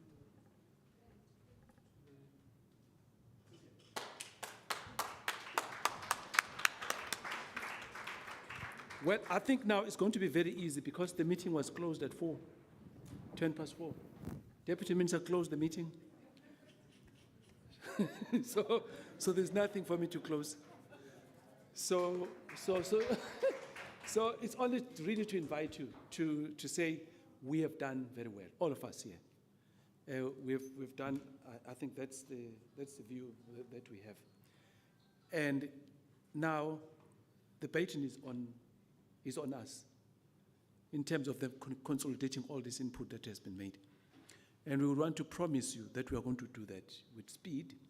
There will be a release of the CMTP before June, which will reflect all the changes that have been made. It will be a much more stronger document with very clear clarity in terms of the issues that you raised. But also accompanying it is going to be the decade plan, improved with all your inputs. Very, very important. But there's going to be something very important. I think the industry, acting as companies, acting as associations, are going to have a much bigger role and control on areas that are industry. So government would be like an enabler, but we would want to be aware as to what initiatives are going on, and if in your interactions you find,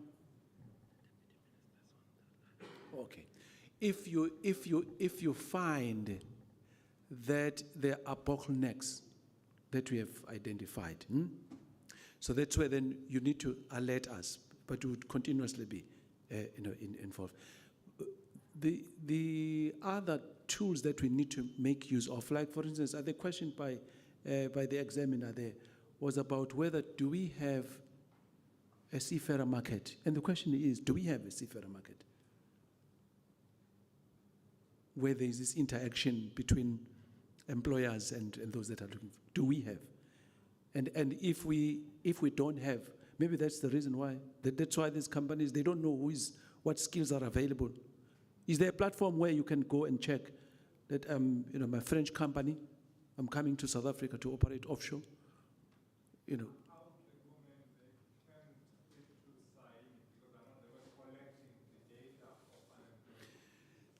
Yes, but now we would like the industry to be more, industry and SAMHSA to be more in control of that and sharing the data and information. So let us make use of these platforms, the digital platforms. Because they will be working for you, those platforms, they must not be created by government. Because, there's this thing that, well, it's a government thing, they're doing it. But I would want to encourage to see you getting much more in control and getting involved in all of this. So that's very critical.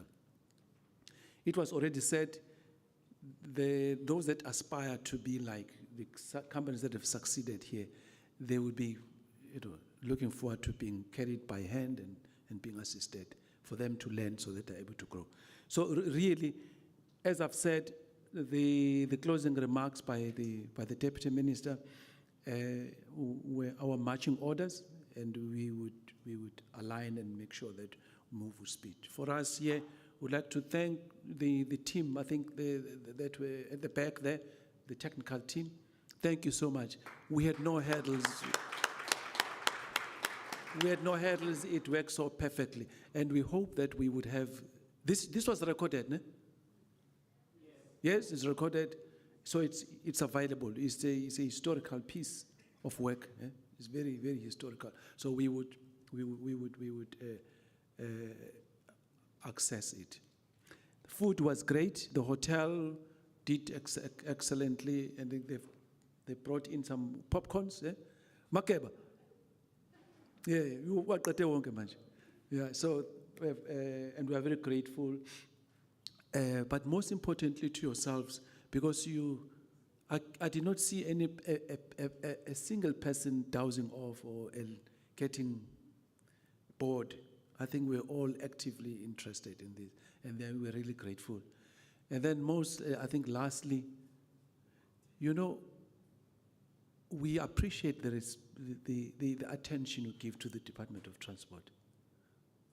We're not taking it for granted, because every time we invite you, you come in, and I wish we must not fail you, and in delivering. So I really appreciate it. Thank you so much.